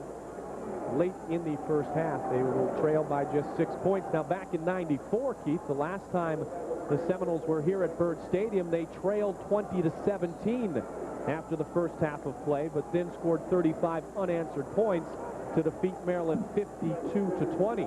The Terrapins, meantime, looking for their first ACC victory since their 16-10 win over Duke October 1 year ago. About a year to the day, October 4th, as the first half comes to a close, and as we expected, Ron Vanderlinden not taking any chances. He's extremely pleased with his defensive effort, holding the Florida State Seminoles to just 3 points often when the Noles were hoping to get 7. And the Terrapins, if you look back on their first half, Keith, a good one, but yet remember Peter Warwick fumbled the football early, and Maryland came away with no points. Maryland could very easily be up 17-16 now had they converted that Warwick miscue. Remember, they attempted the field goal and it was blocked. Maryland playing very well offensively. They're mixing things up. Florida State not performing real well against the Veer, and that's exactly what the Maryland coaches wanted. First time on the road since the loss to NC State. Al Koken has the head coach. All right, Mike, thank you very much. Coach, it looks like the Maryland defense is fired up. Your offense hasn't gotten its rhythm yet. No, they haven't. We're going down and getting field goals. We should be getting touchdowns. And they're just out executing us right now. We're not protecting our passer. Got to do it. It looked like their move, you knew that Randall Jones would play, but it looked like he fired up their offense. Yeah, he's got so much doggone quickness, he can take a bad play and make it into a good one. And that's what he did. He did a great job there. Any particular changes you right in mind for the second half? We got to tackle better on defense. I think missed tackles probably hurt us a lot. Coach, thank you very much. That's head coach Bobby Bowden as the Seminoles are in the lead 16-10, but this Maryland Terrapin has got the crowd fired up. Send it back upstairs now to Mike and Keith. Well, thank you very much, Alan. You can see Bowden's mind working. He's always got that little note card, taking down notes, and he has got some things to say to his troops as we enter our halftime activities. And we will do so right here from Maryland, the University of Maryland, Maryland's Byrd Stadium. After one half of play, Florida State leads the Terrapins 16-10.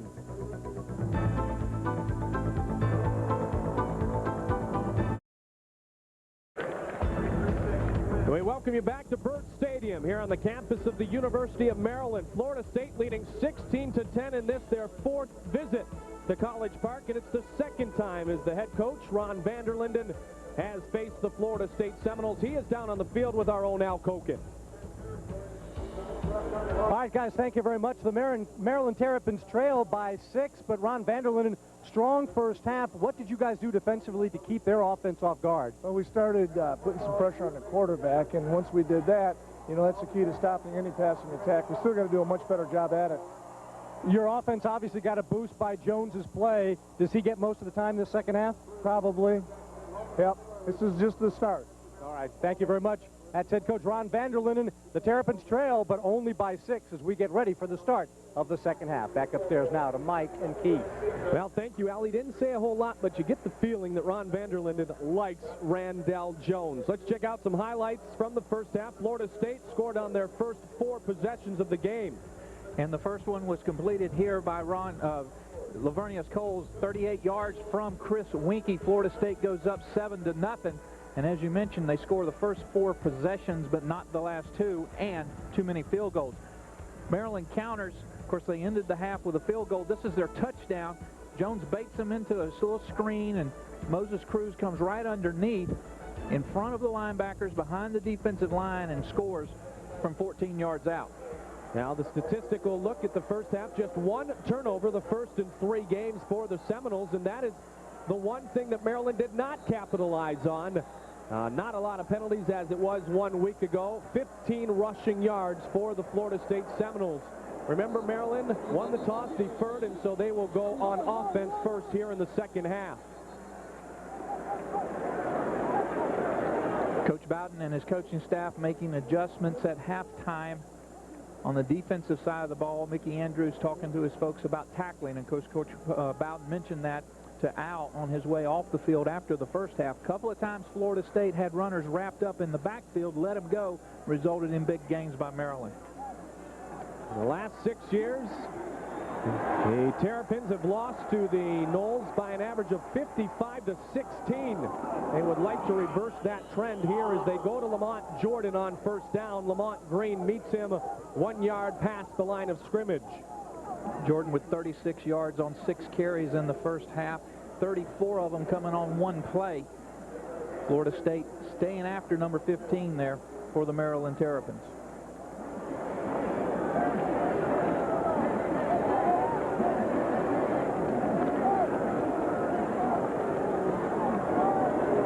Football on the 22-yard line, just underway here in the second half.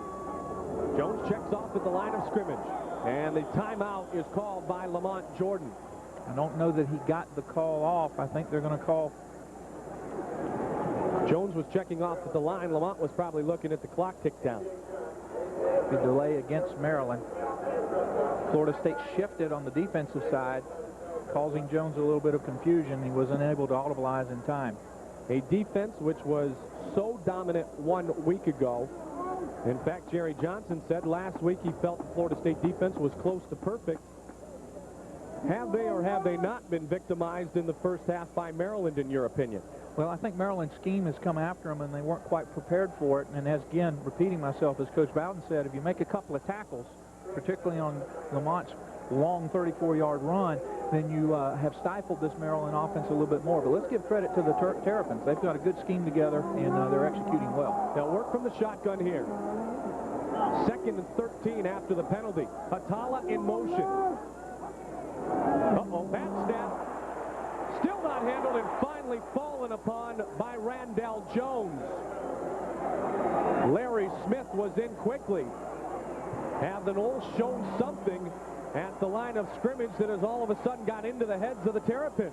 Remember, Jones is just a freshman. He's seeing some things he's not familiar with. Anytime you have an indecision on a football field, you're going to make mistakes.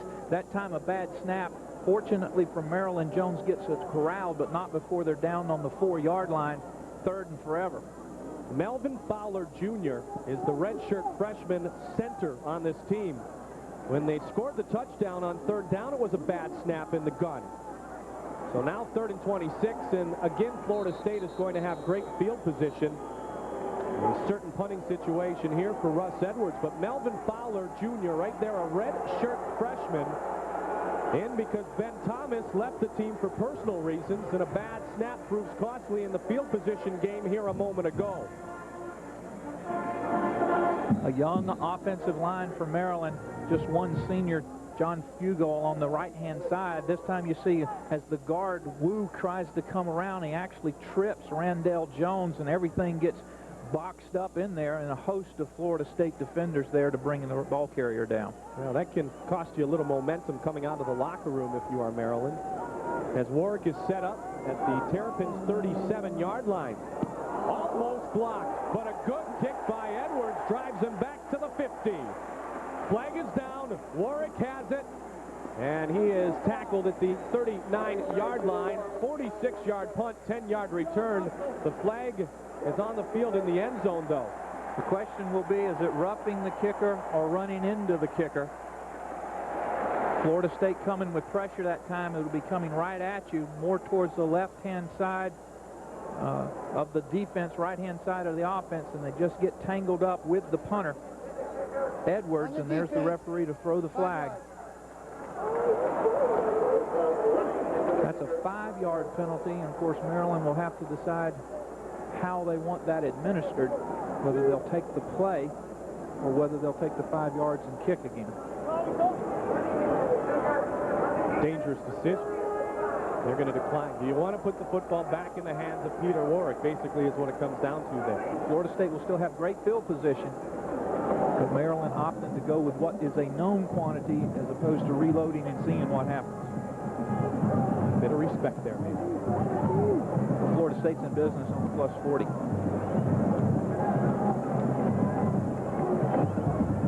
Chris Weinke getting closer and closer. Still, Bobby Bowden feels he must get better. Do less and less of the bad things. Let's see if he can put together a stellar second half. This is the first possession of the second half for Florida State. They lead 16-10. Warrick and Dugans. First time this afternoon we have seen Dee Feaster. He has met 1-yard pass the line of scrimmage by Rashid Simmons of Maryland. Both Simmons and Peter Timmons on the other side. We've called their numbers a lot today.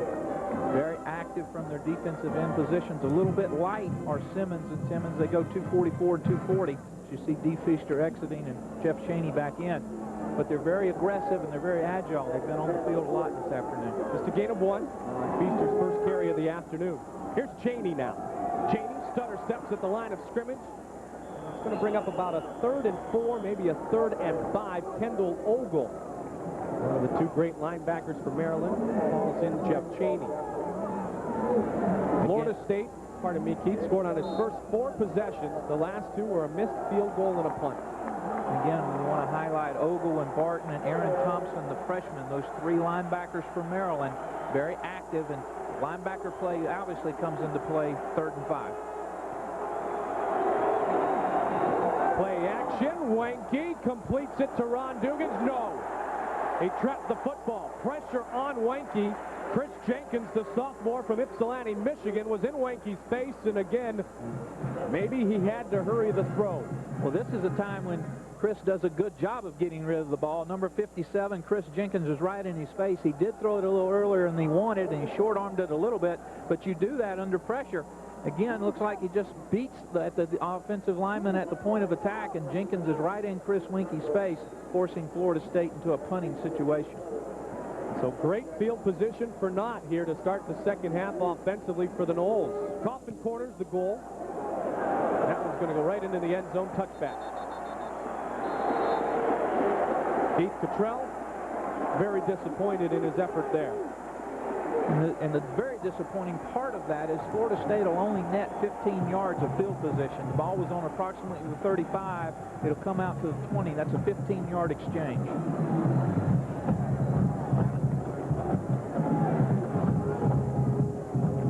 Ron Vanderlinden very much trying to set a solid foundation. Last year he felt like it was a bit hodgepodge, and as you mentioned, he was getting his coaching staff, his players into position, and last week 32 freshmen and sophomores hit the field against Temple in their 30-20 victory.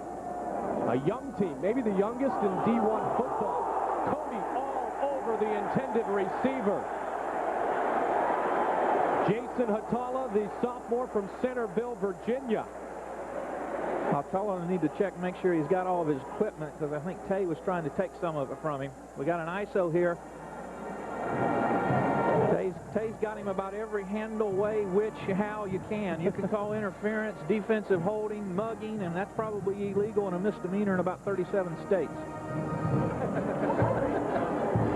Including the state of Maryland, the state of Virginia, and the District of Columbia.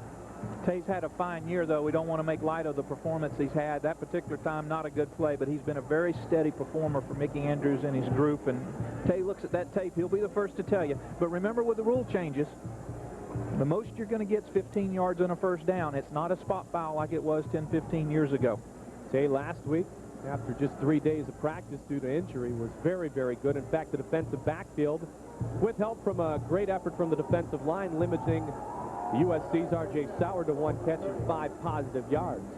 Tay, of course, making the freshman All-American team last year. He is on the Thorpe list. We talked about Ogle and Barton being on the Buckus watch list. Tay's on the Thorpe list, watch list, along with Dexter Jackson. Florida State. Fourth penalty a moment ago against the Seminoles. Now the football on the 30-yard line. Randall Jones. Lamont Jordan wrapped up immediately. Larry Smith. Talking to Coach Bowden yesterday, asking him, you know, how's Larry doing? Larry said Coach Bowden said Larry's about 70%. He's number 96 there in white, does a good job of getting off the guard and just making his way down the line. You ask Coach Bowden, he says he's about 70%. I talked to Mickey Andrews late yesterday afternoon. He said he's about 85%. We talked to a few more coaches. We may get Larry well before everything's said and done. And then when you talk to Larry, as you say, I'm just fine. He won't give you a percentage. Exactly. I'm fine, Coach. Put me in. And he is. Pressure from the backside. Football once again pitched to Lamont Jordan. Brian Allen makes the tackle. It will bring up a third down. Al Koken. Well, Mike and Keith, you talk about Larry Smith, you talk about the toughness in the first half. He limped to the sidelines, had his right ankle rewrapped. You see him coming off the field right now. The entire athletic shoe is completely obliterated with tape, but as you saw, he's back and ready to go. Let's head it back upstairs to you guys. Well, remember, it was ligament damage to that right ankle in the game against A&M. Smith did not play against NC State and Duke, played sparingly against USC. Larry, the junior and the leader of that defensive line. 3rd and 10 from the shotgun. Good protection, wings it out, almost intercepted by Mario Edwards. Oh my goodness. Two Maryland receivers on the same flight path of the ball. Not sure exactly who Randall is throwing to. You'll see it moving to your right side. Jones looks and looks and looks and then delivers the ball. Mario Edwards has it right in the old breadbasket, as it were, with nothing but green in front of him and just drops the pumpkin. Cruz and Arrington were both over that way. Mario was looking for his 2nd career interception. Nonetheless, a punting situation for the Maryland Terrapins. Russ Edwards. Oh, they fake it. He completes the pass. He's got to move, though, towards the chains and short. Great discipline. Great discipline by the Florida State punt return team. Dexter Jackson, Aaron Thompson, and others. Maryland deciding to gamble on their side of the 50. Florida State very alert. They'll come up short. You see Edwards there. He's going to just do a little hitch pass outside to Aaron Thompson. And you'll see Florida State Theon Rackley there, Dexter Jackson, and others. Great discipline by the Florida State punt return team. Florida State in a return format that time.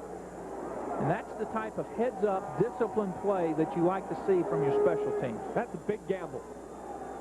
6-point game, trying to gain some momentum, and now Florida State might just march this right into the end zone, starting with Jeff Cheney. But I'll tell you what, this Terrapin defense playing very good. The man who just caught the football a moment ago, the redshirt freshman, the Bandit linebacker, Aaron Thompson, makes the tackle. Cheney with 12 carries for 37 yards in the first half. Feaster has not played much. Cheney's gotten the bulk of the snaps. Florida State 8-0 all-time against the Terrapins. Just a gain of 1 a moment ago. Shotgun. Wenke, time, delivers it in and out of the hands of Peter Warrick. Defended nicely on the play by Paul Jackson. Jackson with a fine defensive play. Peter with a little curl route. The ball's well thrown, coming right at you, ground level. You see him into the break as Warrick coming right at you. Jackson gets there and gets that left hand up there and knocks it right out of Pete's grasp, forcing Florida State to this 3rd down and 9. Maryland 2-0 at home this year. 0-2 on the road. Wenke retreated. Now he's forced out of the pocket and has to throw it away. 3 black jerseys, Peter Timmons and company. Eric Barton was also behind the line of scrimmage, along with Rashid Simmons chasing Wenke out of the pocket. Well, this is designed to be a screen to the left-hand side of the offense, down at the bottom, and well covered by the Terrapins.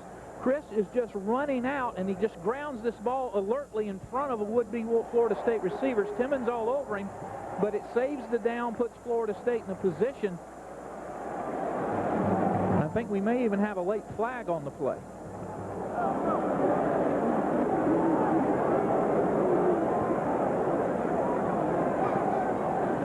Ineligible, downfield, offense, penalty is An eligible declined. receiver Fourth downfield. down. That penalty, of course, will be declined. That'll bring up 4th down, and Cottrell will have to come on. Cottrell will have to come on for punt.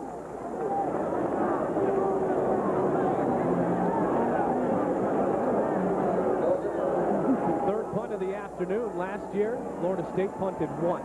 Maryland 10 times in their decisive victory in Tallahassee. Trying for the coffin corner again. Going to have better luck this time. Well, pitch and catch with Mario Edwards. And again, Maryland pinned back deep in their own territory. Looked like a nice winky pass to Peter Warwick. Mario has very much excelled in special teams play and really made a name for himself, and then worked his way in the starting lineup. Kickers get their highs on different things. Not a lot to be excited about if you're a punter, but that's one of them. Big smile on Keith's face. He buried his head in his hands when he booted that one well into the end zone a moment ago and gave Maryland the opportunity to start at their 20. Still 16-10. 8.5 minutes remaining here in the third quarter. Football spotted on the 1-yard line. Flag on the field and thrown towards Jermaine Arrington. He was covered on the play by Mario Edwards. Florida State's defensive line looked to be just a little bit too quick. Unless they were drawn off by the offense, this potentially will go against Florida State 5 yards. Offside on the defense, 5 yards, repeat first down. That's the call. You'll see in here in the pit, look, the defensive line looks like Jerry Johnson's just a step too quick. No contact, so the play continues, but of course it's a free play, if you will, because Maryland gets the 5 yards, 1st and 5. Johnson tied for second on the team with tackles coming into today with 30, 2 sacks, 6 tackles for loss. Movement again, and this one will be whistled down. Maryland's mission statement this year, Keith, 1 heartbeat. I'll tell you what, there are some folks in the state of Florida whose 1 heartbeat is moving rather rapidly the way the Terrapins are hanging on in this football game. Prior to the snap, false start on the offense, half a distance to the goal, still first down. Flags are marching it back and forth, Al. Well, Mike, we talk about the toughness of Larry Smith getting hurt, the ankle injury, getting retaped and coming back to play. He's got a couple of compatriots on the defense the same way. Lamont Green got retaped, and Corey Simon was ill, got an IV at halftime, but you see him back in the middle of the defense. Thank you, Al. From the end zone, dumped up. Tate Cody trying to turn around. He was step for step with Jason Hatala on that 1st and 8 from the 3-yard line. They've gone to Hatala here in the third quarter a couple of different times. He only has 4 catches coming into the ball game. He's a sophomore, 6 foot, 174 pounds. He's got good speed at the wideout position, and he and Tay have been going at each other here in the third quarter. Tay, just a sophomore himself. He had that great freshman year, Keith, 1 year ago, and Bobby said if he just keeps his head straight, he can be one of the greats, like Dion, like Terrell, and the other fine defensive backs in Florida State history. 2nd and 8 now from the 3. Little option in the end. Oh, football on the turf. Seminoles are going to recover.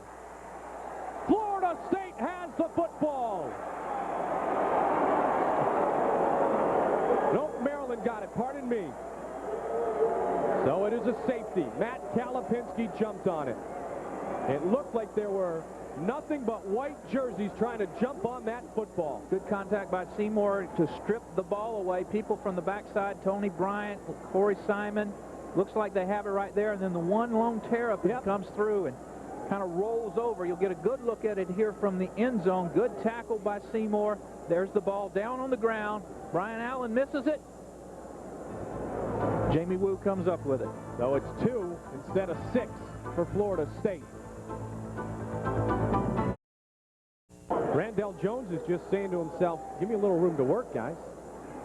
Good push by the Florida State defensive line, forced him to operate deep into the, if you will, the end zone.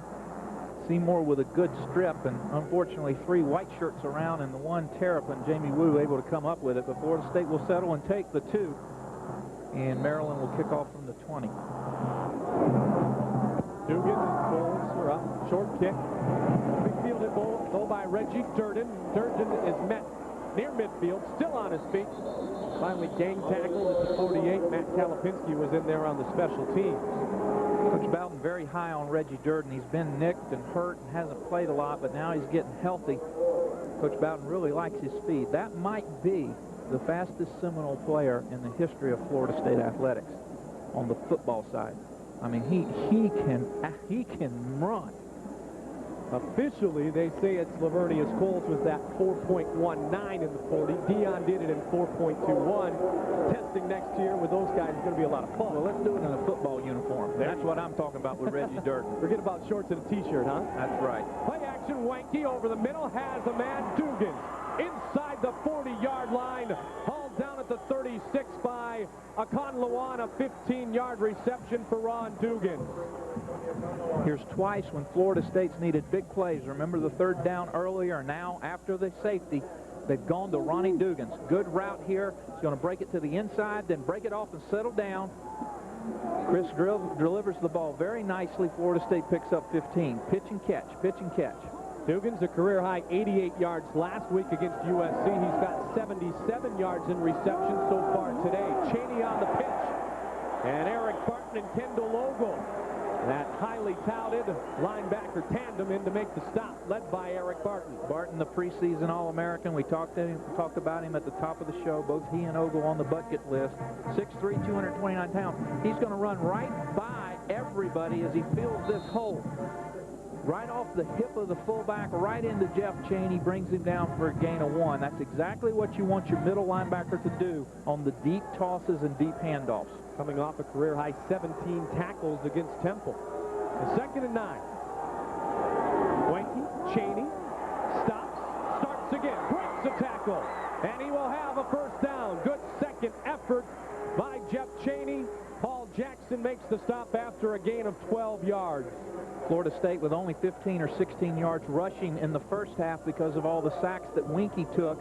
Now coming back to the running game. Isolation action. Glenn up front. Cheney bounces off of the pile, gets outside, breaks an arm tackle, and moves downfield for 12. That's a good effort.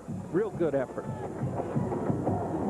Jeff Cheney, 89 yards and a touchdown last week. The top ball carrier against USC for the Seminoles. The featured back here today with Feaster and Minor both banged up.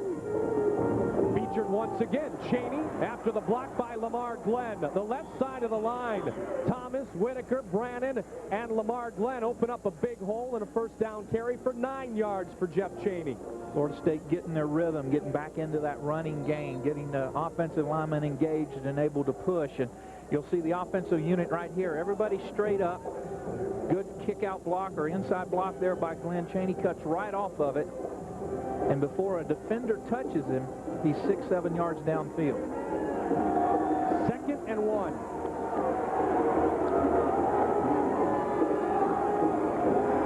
Cheney again. Glenn the lead blocker. Cheney near the markers. Flag down.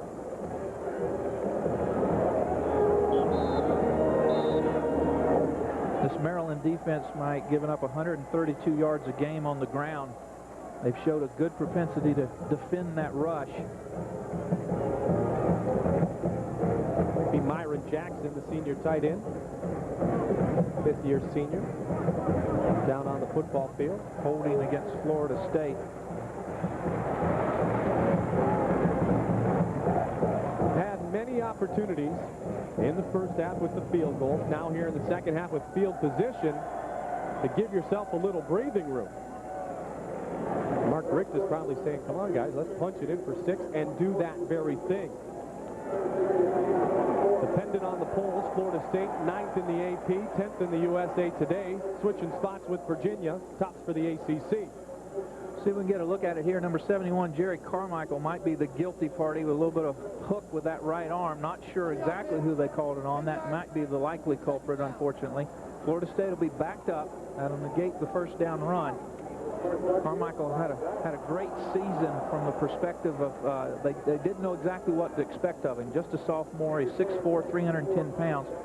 talking with Steve Gabbard before the game, he was mentioning that Carmichael had really progressed. We weren't exactly sure what he was going to be able to bring to the table in '98, and he has performed exceptionally well. He is a big young man. 2nd and 10.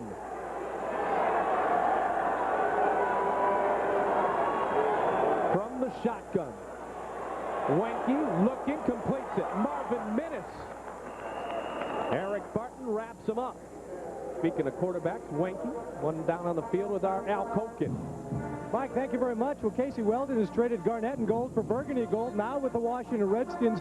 And Casey, you're now at 29 years old. You see a 26-year-old quarterback out there, kind of unusual. Yeah, it is. But like I was telling you, we were playing golf, you know, and when he got the call from the Blue Jays, and I told him to take it, because that's kind of where I heard all this hype about it. I thought he might take my job at Florida State, so I told him to go play baseball.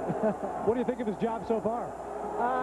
He's learning on the job pretty rough right now, but he's going to be a great one. He really is. He's just got to get his feel back for the game.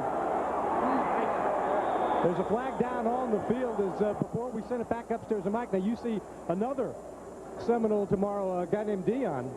Is he still playing? Yeah, we're going to try to stay away from him a little bit, but Dion's playing great as ever and doing everything he did at Florida State. He's carried it on the next level, so it'll be good to see him. I just hope he doesn't have a highlight day tomorrow. Casey, thanks very much.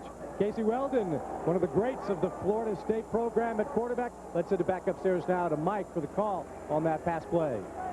Now that one was Wenke to Warwick, but it's going to come back, Keith.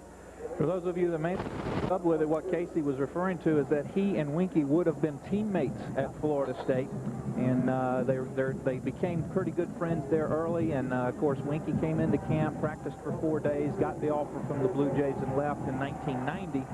Spent 6 years in the operation and with the Blue Jays, and is now back quarterbacking the Seminoles. Calls a timeout. He wants to talk things over. Consider this. Casey Weldon, 29. He's in the NFL. When Wenke's a senior, he will be 29 years old. On 9 Florida State possessions this afternoon, they have been in Maryland territory 8 times. They have scored only 16 points offensively. We're at Byrd Stadium here in College Park.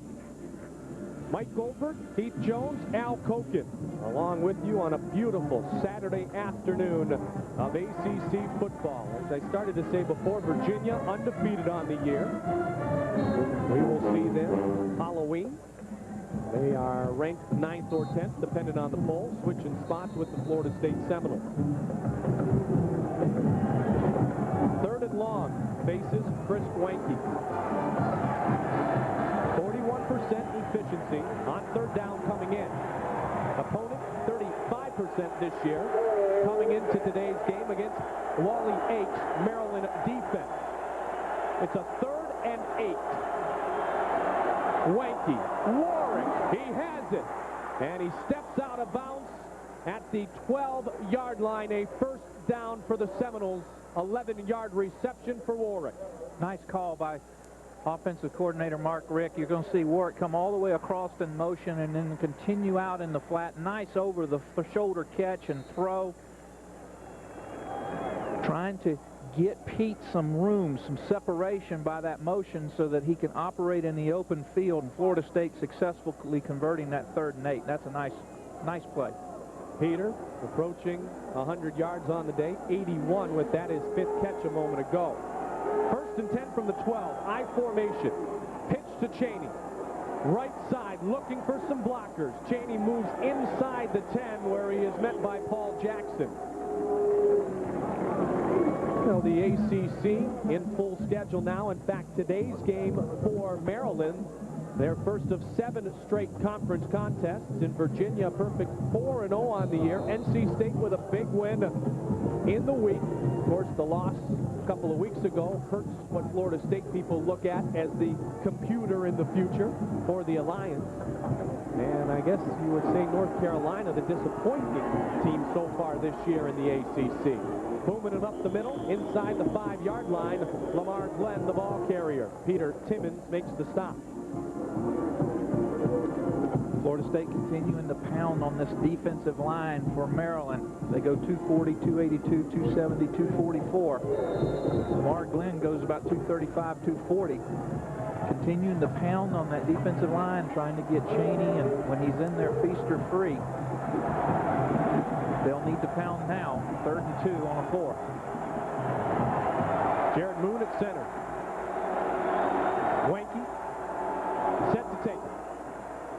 Chaney, left side, scoops outside, and again, he's not going to get it. Paul Jackson, Cliff Crosby come across the football field and stop Jeff Chaney short of the first down.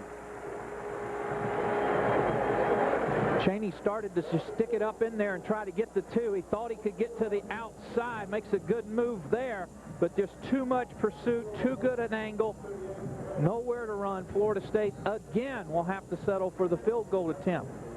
Glenn gets a good block downfield, good move by Chaney, but the corner is up too quickly as Cliff Crosby and company forcing Florida State to attempt 3. 23-yard field goal for Sebastian Janikowski. He has provided the majority of the offense today for the Seminoles. They lead 21-10. Stopped in the red zone by Maryland again.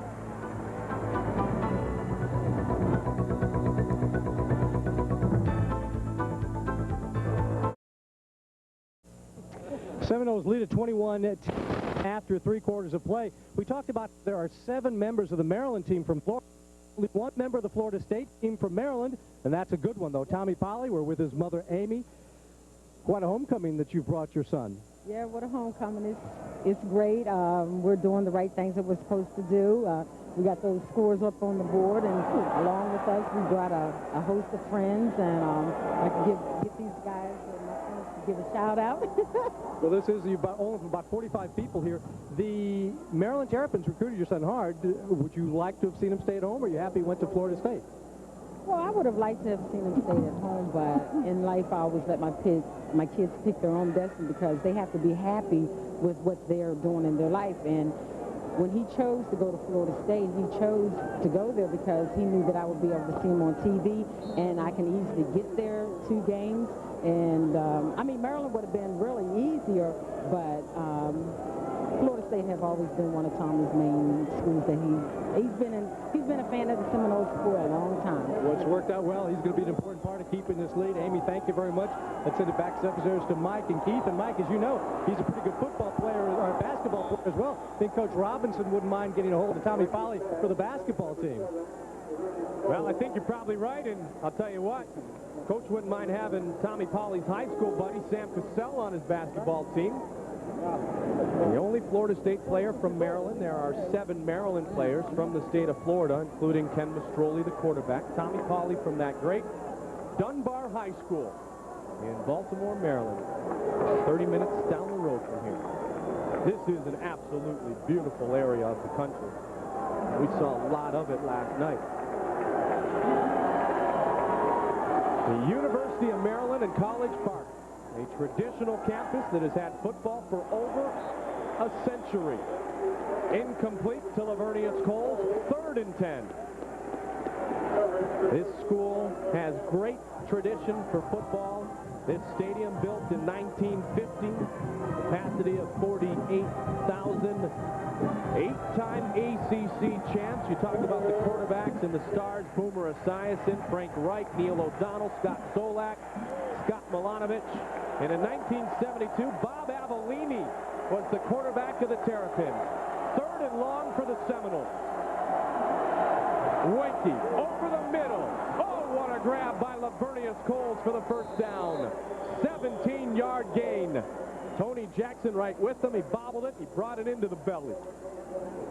As we mentioned earlier, Coles with only 2 catches coming into today. He actually had 3. He caught more in the first quarter of this game than he had the entire year. This time with a great grab over the middle. Good delivery by Winky. Florida State 1st and 10 at the 45. Now he is 1 yard away from officially doubling his year production. Chaney on first down. Gets a block. And another first down for the Seminoles. Runs right over Sean Forte, a gain of 15 yards on the carry for Jeff Chaney, looking for his first 100-yard career rushing day. One of the things you may be seeing as you see Chaney finish up this run here is this Florida State offensive line taking control of the Maryland defensive line. This Florida State offensive line, very young, but very big, very hungry, very aggressive, and oftentimes latter part of the third quarter, beginning of the fourth, you see that OL take over the DL. Florida State may be exemplifying that right now.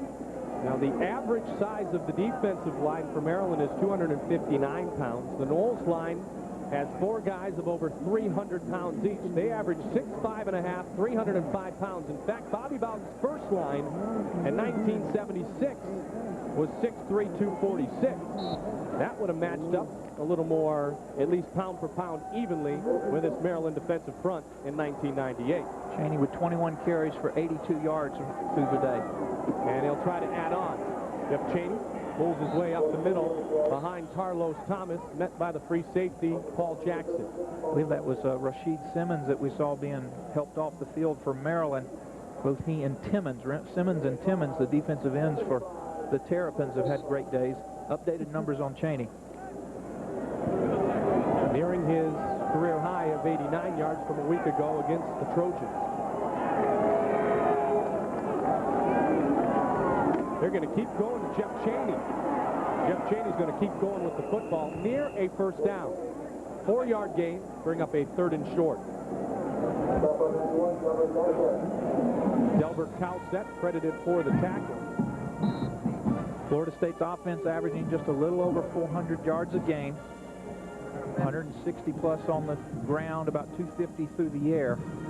As we saw when the third quarter statistics came up, Florida State sitting at about 50 yards rushing, well below their average. Chaney having a pretty good day, but those sacks against Winky, from a team perspective, take away from the total yardage, of course. It's going to be just inches short.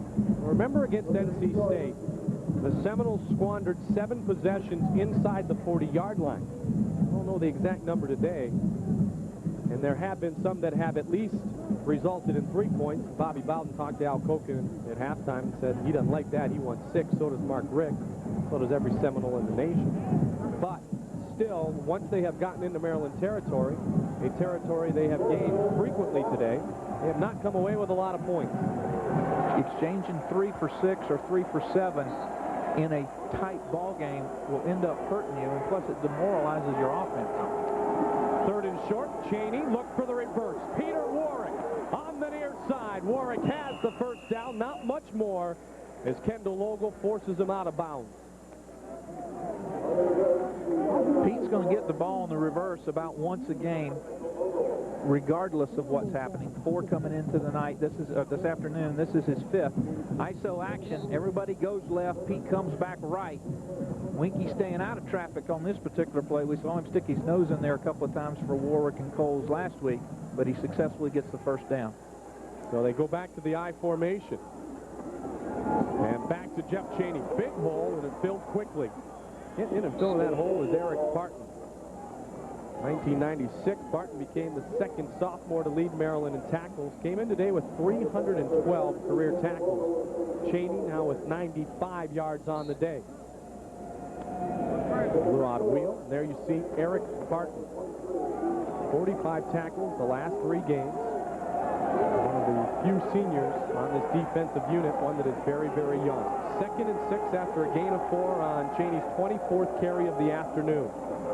Here's Chaney again. Breaks a tackle in the backfield and is near a first down.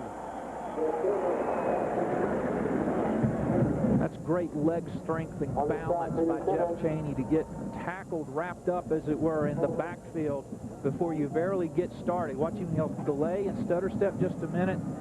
Number 97, Nate Rust, is in right on him, but he breaks right out of that arm tackle and gains positive yardage. Great effort. Unofficially, 4 yards per carry. 25 carries, 100 yards on the day for Jeff Chaney. 3rd down and 1. Chaney again for the 26th time, and he is wrapped up shy of the first down by Delbert Cowset.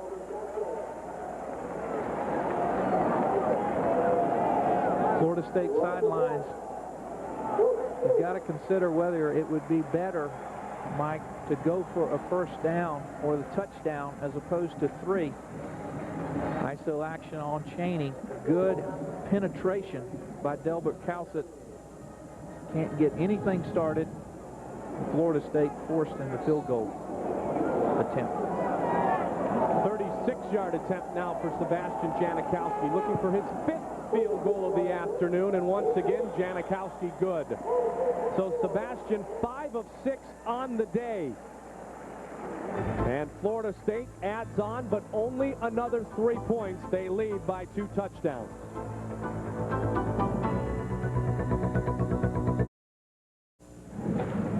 Take a look at our Nokia connection of the game. Nothing fancy. Winky going downfield on a little semi-post route to Coles. 2 defenders collide and don't bring him down, and 38 yards later, Florida State has 6. The only 6 of the day, though. Lots of field goals by Sebastian Janikowski. When those quarterbacks are wearing those hats right there, they could be twins. This is a good day for Janikowski, who will, in all likelihood, depending on what some of the other kickers out of our conference are doing, be the top field goal kicker in the nation as far as field goals made. He came in with 8. He's now got 13. Ryan Kopka has made just 1. He was leading the nation, started the day with 10 made field goals on the season from the end zone. 2 yards in, Omar Cheeseborough. Al Koken downstairs. Well, Mike, as you and Keith have been talking about, the Maryland defense has been bending, not breaking, holding Florida State basically to field goals. And Maryland did it in that last series without one of their top defenders, Rashid Simmons. He rolled over on his left ankle. That was an ankle he had injured in the summer practices before the season started. They taped him up. He should come back in, but I was standing there watching him. Wincing when you put on your shoe is not a good sign, but Rashid Simmons is going to give it another go when Florida State gets the ball back. Thank you, Al. 1st and 10 from the 20-yard line. They move into the I formation. Give it to Kalapinski, the up back. Florida State stuffs out the run again. There is Sebastian Janikowski.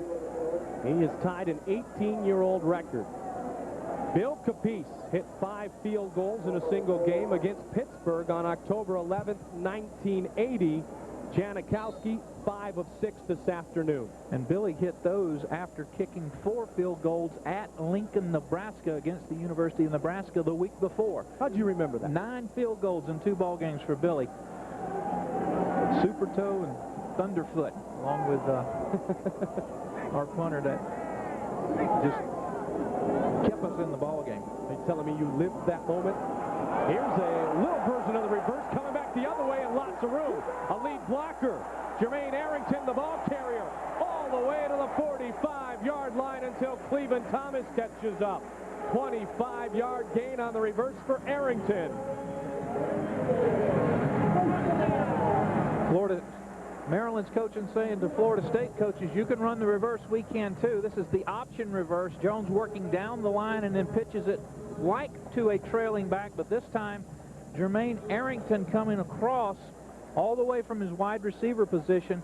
Maryland gaining a lot of yardage. Showed his speed there. He was originally attending college at Memphis on a track scholarship. And moving down the field, Omar Cheeseborough. He made the reception. There is a flag down. 17-yard gain potentially for Maryland. One-on-one look here. Arrington going down, Cheeseborough going down against Mario Edwards. Mario grabs his jersey. These Florida State defenders very physical. This one's coming back, though.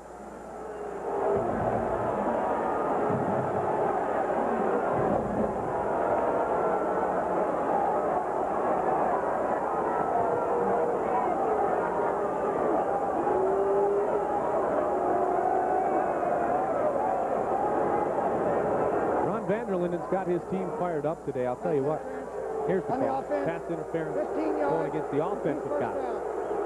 That'll be one that the Maryland coaching staff will look at during tapes either tomorrow or on Monday, and I believe they'll have a legitimate gripe. That'll back Maryland up 1st and 25. Randall Jones back in the game. He's the one who delivered this pass towards Cheeseboro. That's defensive pass interference, folks, not offensive. Florida State called a break on that one. Big break, too. That's about a 40-yard gain one way or the other on the differential of the gain and then the loss due to penalty. So on 1st and 25, they run the football.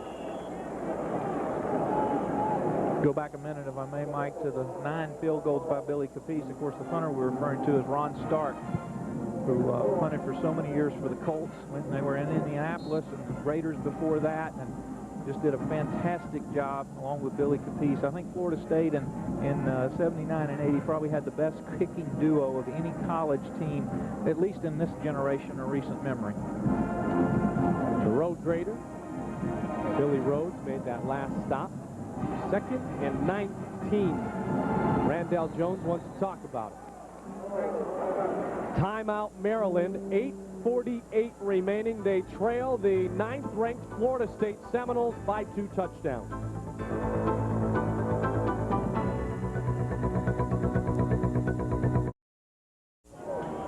Normally, one of the pleasures of playing intercollegiate football is the fact that you can escape the classroom for a little bit, but the bench situation for games at University of Maryland is just like a classroom. There's no one long bench. It's divided off into sections. Down here right now, this is the defense getting a bit of a chalk talk, and the defenders all sit together on a row of benches. The offense have a similar situation set up at the other end. There's no one long continuous bench, so it keeps both groups together, and it's a continuous classroom situation. Right now, the Maryland defense getting a little information before they get back to the field. Send it back upstairs now to Mike and Keith. Wonder if they have pop quizzes down there. I think those occur before the game. Of course, the game has evolved. It used to be chalk. Now it's wipe-off board. Will be electronic before too long. We're right down the street from the nation's capital. We're going to have technology. It's going to be here at the University of Maryland. Jones, a 2nd and very long, dumps it off to Harold Wesley. Wesley met by Brian Allen near the original line of scrimmage. You know, I keep saying that Maryland trails by 2 touchdowns. I mean, really what they trail by is 4 field goals and a safety. You see the scoring by quarter. Florida State only 1 touchdown there in the first quarter on their first drive. Everything else off of the toe of Sebastian Janikowski. Brian Allen, great play on that particular play. You talk to Coach Bowden about Brian Allen, number 55, and the first thing he says is speed. Boy, he can run. They compare him, some of the coaches, to Derek Brooks in that class of 91. 3rd and 20 now. Jones with some time now in trouble. He is sacked. David Warren, the sophomore from Tyler, Texas, gets his 2nd sack of the season. David Warren and Jamal Reynolds coming in as the backup defensive ends. You're going to see Warren come all the way across. Jones took just a little bit too much time to try to get out of that pocket. David Warren wraps that 6'5" frame around him, and Maryland forced into a punting situation. 2nd sack of the day for the defense of the Seminoles. They had 4 last week against USC. Florida State should gain good field position. Peter Warwick back deep to receive. Football still down. Warwick, does he have it? There's a flag also. I don't know if Peter Warwick was given enough space. That couple of yard cushion that is mandatory trying to receive that football a moment ago. Cliff Crosby was there in a hurry. 2-yard cushion is required, but despite that, this is a poor decision by Peter. You either get away from this football or you make the fair catch signal. Florida State, I think, will be fortunate, and they will call the infraction, and they will retain possession, but that's a poor decision by Pete, and he'll be the first to tell you. Got to be a little more careful on how you signal for fair catch and how you receive that football.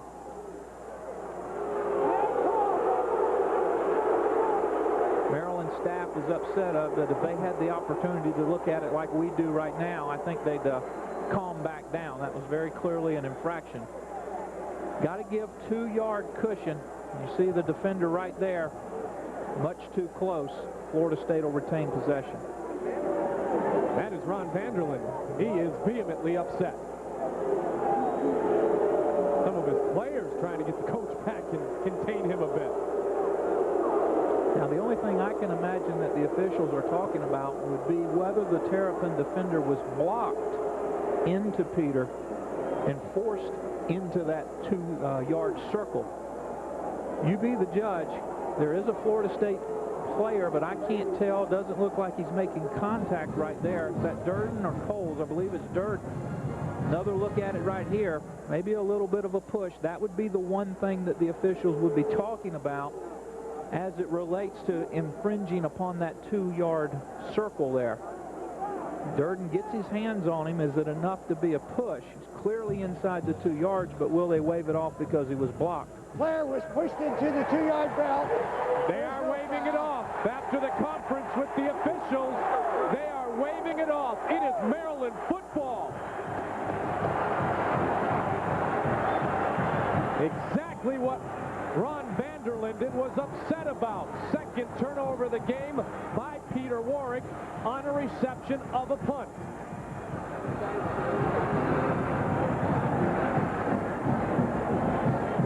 Look at his reaction. There's a man who was infracted upon a moment ago and finally gained a reversal. Overridden by the high courts down the road from the nation's capital. Florida State will take a timeout and regroup. That went right up to the Supreme Court justices, and Maryland gains 7-12 remain.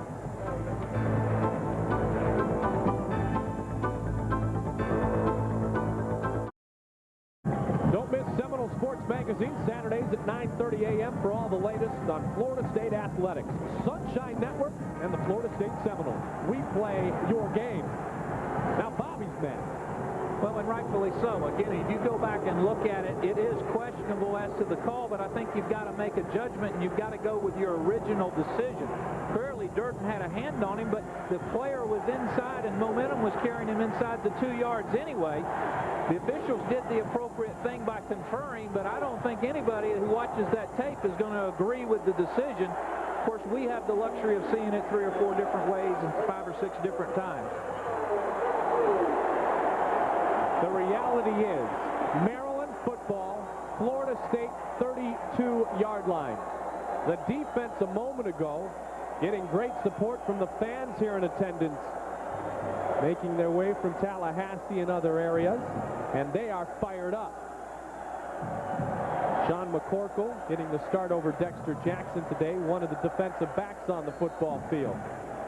Florida State defenders have to be careful not to bait on something short and get beat deep. Here's the option, turns the corner. Lamont Green. Not a bad gainer, though, on first down, 6 yards for Jones. State defense has got to be aggressive, Mike, but not overly aggressive. Here you get a look at Jones operating down, good push up the middle. McCorkle takes away the pitch man. Lamont Green comes across and takes the quarterback, but not before he picks up 6.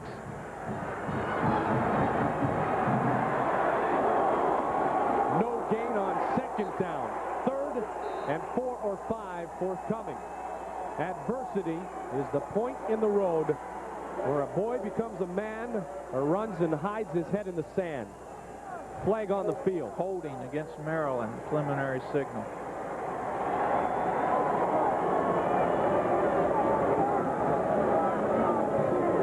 This defensive unit is fired up about this challenge. Holding on the offense. 10 Oftentimes, yards especially on punt receiving team, when the ball is fumbled or when there is a bad call and your defense is forced right back out again after having held the offense, they are not happy about it, particularly in a close call like this one. That's why I mentioned, as you see the play here, holding against Maryland Terrapins. Hard to tell who it is right there. Good gang tackling by Florida State. Looks like it might have been the center, Melvin Fowler Jr., the redshirt freshman, who also had the bad snap early in this second half. But what you've got to protect against is being too or overly aggressive on the defensive side of the ball. 2nd and 15. I'm sorry, Keith. Play within yourself. Protection is pretty good. Throws it up towards Moses Cruz, defended by Sean McCorkle. Incomplete. It'll be 3rd and long.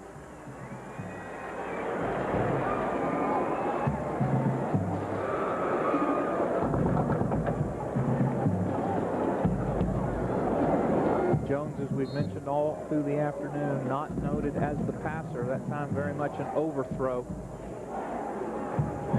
Maryland staff with their biggest call of the afternoon. 3rd and 14 or 15. Got 6:33 left here in the fourth quarter. From the shotgun, he just hangs it up there again. His receiver walked out of bounds, Jermaine Arrington. Now there is the part of Randall Jones's game which needs to improve for him to be effective multi-dimensionally in Division I football. Mike, this would be about a 53, 54-yard field goal. And Kopka's career long is 47. He has made a 46-yarder this year against Virginia. Kopka is going to try it, Keith. A little bit of wind maybe at his back, but not a lot. This would be a career long for Brian Kopka of 53 yards. Timeout called. Remember, Kopka missed his very first attempt of the year, and he had one blocked already today, but he has made 11 straight field goals since that point. In high school, he did hit a 56-yard field goal. Now Koken. Well, Mike, you and Keith were talking about the relative inexperience of Randall Jones, and as you mentioned earlier, you can pretty much say that about the entire Maryland football team for the most part. They are one of the youngest football teams in the country. They've got 8 freshmen or sophomore starters. On their depth chart, on their 2 deep, they've got 22 freshmen or sophomores on their 2 deep chart. So this is an area where the Florida State experience is certainly proving to be a key factor, and the inexperience of Maryland may be hurting themselves in key situations like right now. Let's get you back upstairs to you guys. Very great point. Maybe the youngest team in Division I football, potentially that youngster, a future college football player himself.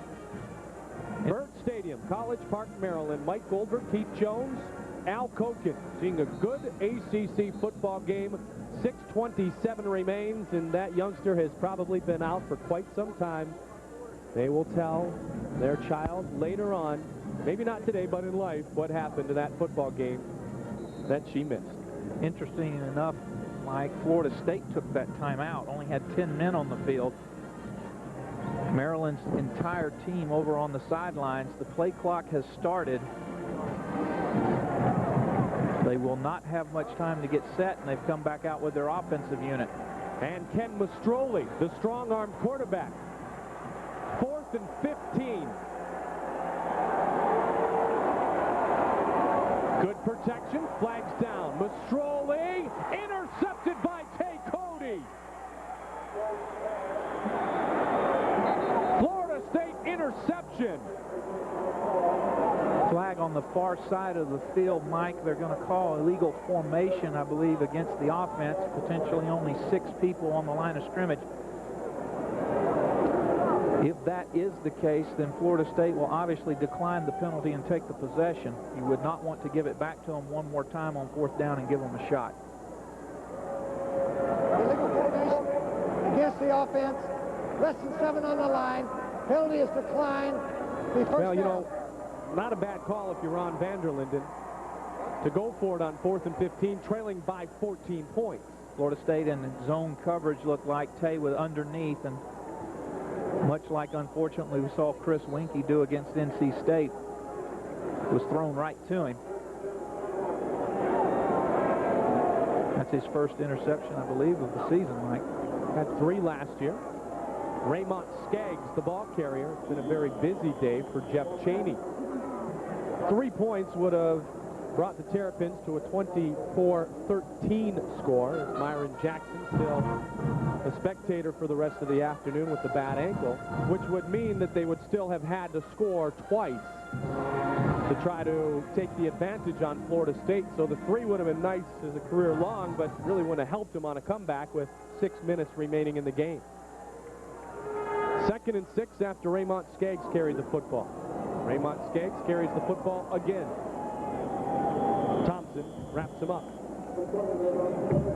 Raymont, the junior college transfer from California, the only player from California that participated for Florida State last week against the University of Southern California.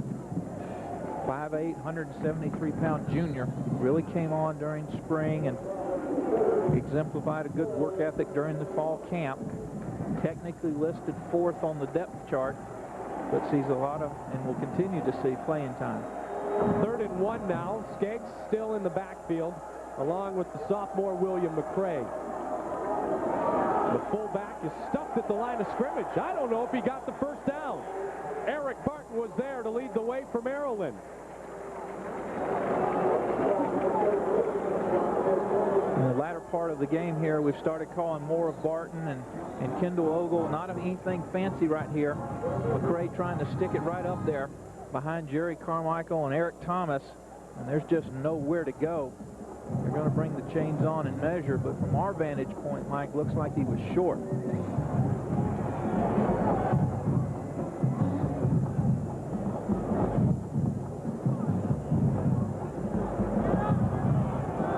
That's why they have chains, and they don't rely on us to call it. Now that's a big first down. Huge for the first Seminoles. down. Huge first down for Florida State. And look who the Seminoles have in the backfield right now. You got Lamar Glenn still with that mild left knee sprain. So you got McCray in at sophomore, and you're down 4 deep in the tailback position, all the way down to Raymond Skaggs. And Skaggs is still in the football game. Play action. Wenke under pressure. Dumps it off, complete to Raymond Skaggs. Wrapped up at the 36, flagged down back near where Wenke stepped out of the pocket. Could be a holding against Jason Whitaker, and it is. Jason with just a little bit too much hand action there. Got it outside of the frame, and you know, old Jason, he's just a junior, but it seems like he's been around forever. Number 68 in white. See him working on that defensive lineman out to the outside. A little push, a little pull, a little grab, a little tuck. A lot of activity goes on there between those tackles, Mike. I mean, technically, they could call something every play. Jason just a little bit too much on that one. Jason was funnier earlier this year talking about some of his teammates that are big bodybuilders and read all the muscle magazines and get the tips on how to work out. Jason said, I look at the muscle magazines for the pictures of the girls. Plain and simple. Simple-minded young man from Panama City. 21-yard penalty results, though, due to the hold, and Skaggs runs the football again, wrapped up immediately behind the line of scrimmage by Kendall Ogle. These Terps aren't going away. We mentioned on the last play, Eric Barton getting involved. Now Kendall Ogle getting involved. Number 32, left-hand side of your screen. He's going to be unblocked, go right around the would-be block of the fullback. He took a chance, went to the outside. That's where Skaggs went, and he's able to make the play for a loss. Maryland has called timeout with 3:53 remaining.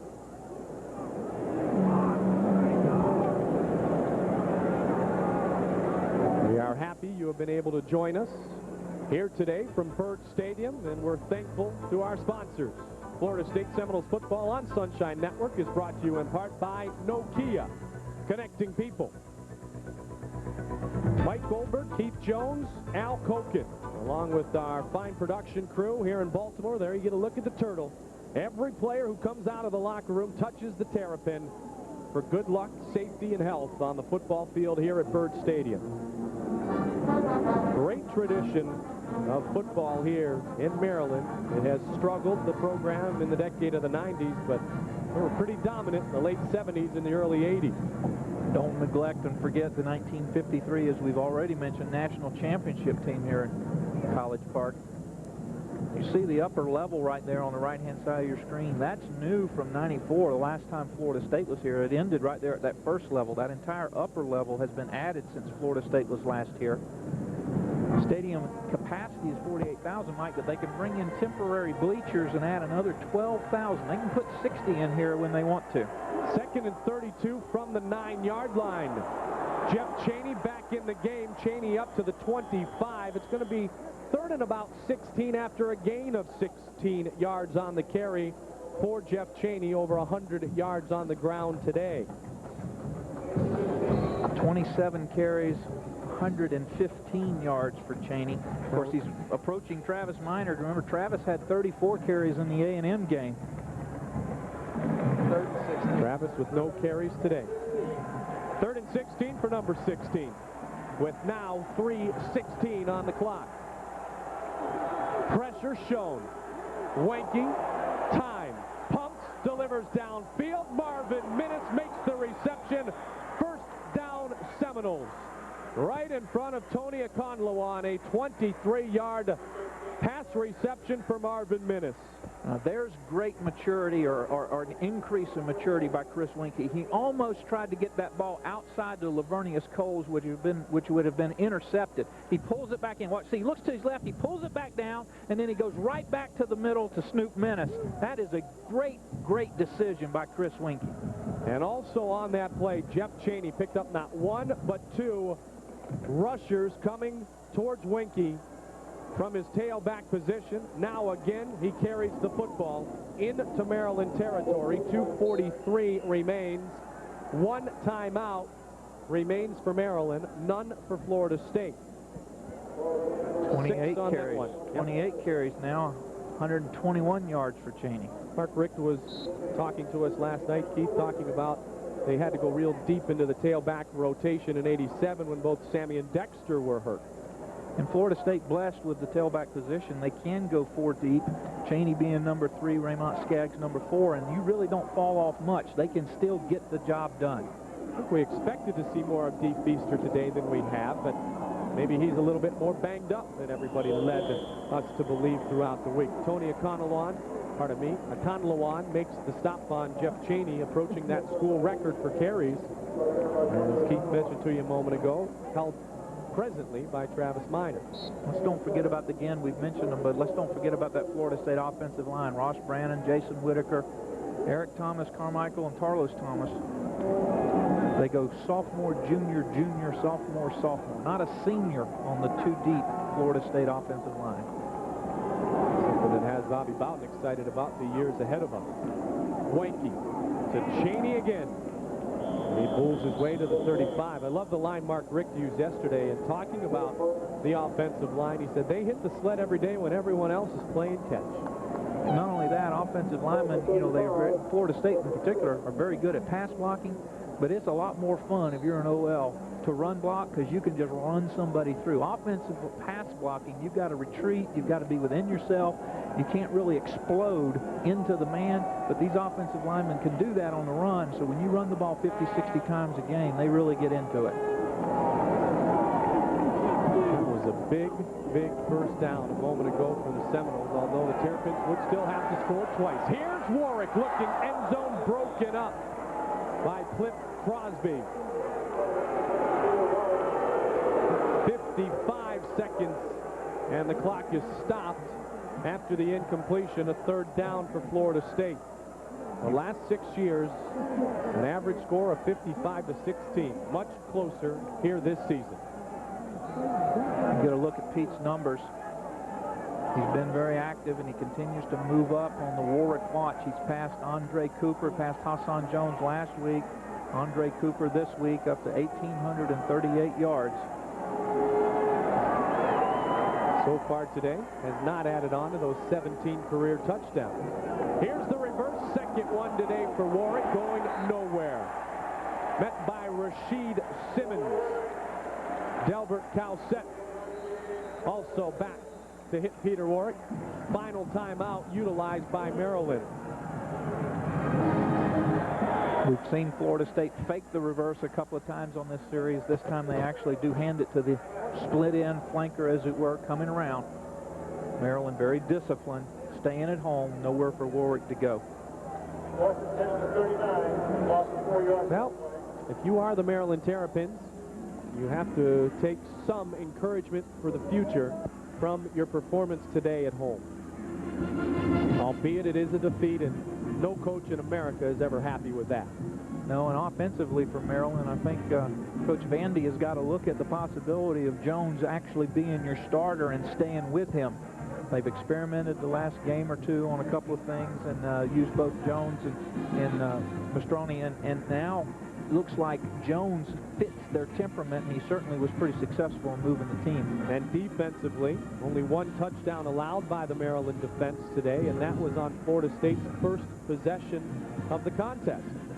This man, the real story, Sebastian Janikowski, tying a school record with 5 field goals on the day. Florida State guilty of an infraction, a penalty that going to call the ball to be marked back, and they're actually going to operate 4th down from the 46-yard line, their own 46. 11th penalty called against the Seminoles this afternoon. The Seminoles back in the top 10 after having their string of 61 weeks being ranked in the nation's top 10, broken a couple of weeks ago after the loss to NC State. Hit immediately after getting the ball was Jackson by Chris Hope, and the flag falls. A couple of them. If they call this catch interference, you're going to have about 6 Florida State coaches come off the sidelines, and the only reason all 9 of them won't be is because 3 of them are up here with us. They might be running down the steps. With the opportunity on the defense, 5 yards, 1st down. I don't want to be too near the offense or the Florida State coaching staff until they calm down a little bit. It's a heavy sigh from Coach Bowden right there. This has not been a terribly good offensive performance for Florida State. Still some work to be done. Mastroli's a guy who can throw it downfield, so he's in the football game here. Forced out of the pocket. Billy Rhodes trying to chase him down. He had to throw it away. Broke through a tackle early. Looked like it was Jamal Reynolds who almost had him wrapped up. The intended receiver was Moses Cruz.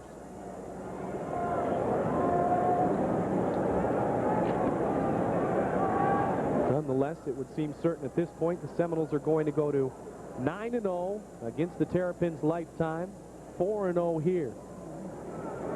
Of their 16 50-point efforts, 4 of them had come against Maryland. This year, well short of what many thought might be a lopsided afternoon. Terrapins will fall to 2-3 on the season. The Noles will move up to 4-1, 2-1 in the ACC. Mastroli time. Oh, good effort by Billy Rhodes. He gets his first sack of the season. Billy Rhodes, the defensive lineman, fullback, defensive lineman. See him, he just works right up the middle, just stays after it, and then grabs an ankle. That's what you need to do as a defensive lineman, just get a hold of something. Final play of the game.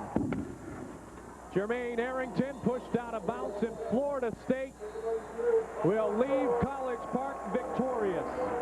But that man will have a long film session and many things to say about the manner in which Florida State wins today 24-10 over Maryland. Not a good offensive performance, but they'll get that back in check. Florida State wins by 2 touchdowns, though they didn't score them. We'll be back in a minute.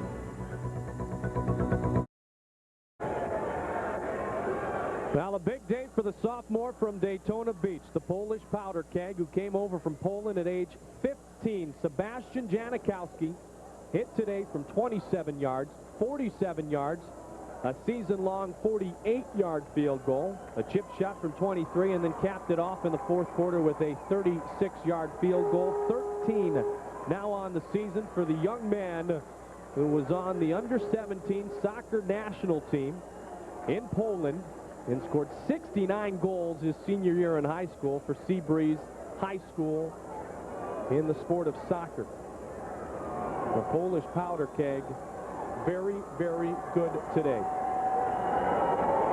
Florida State relying on that left leg of Janikowski, unable, as we've mentioned all along, to get 6.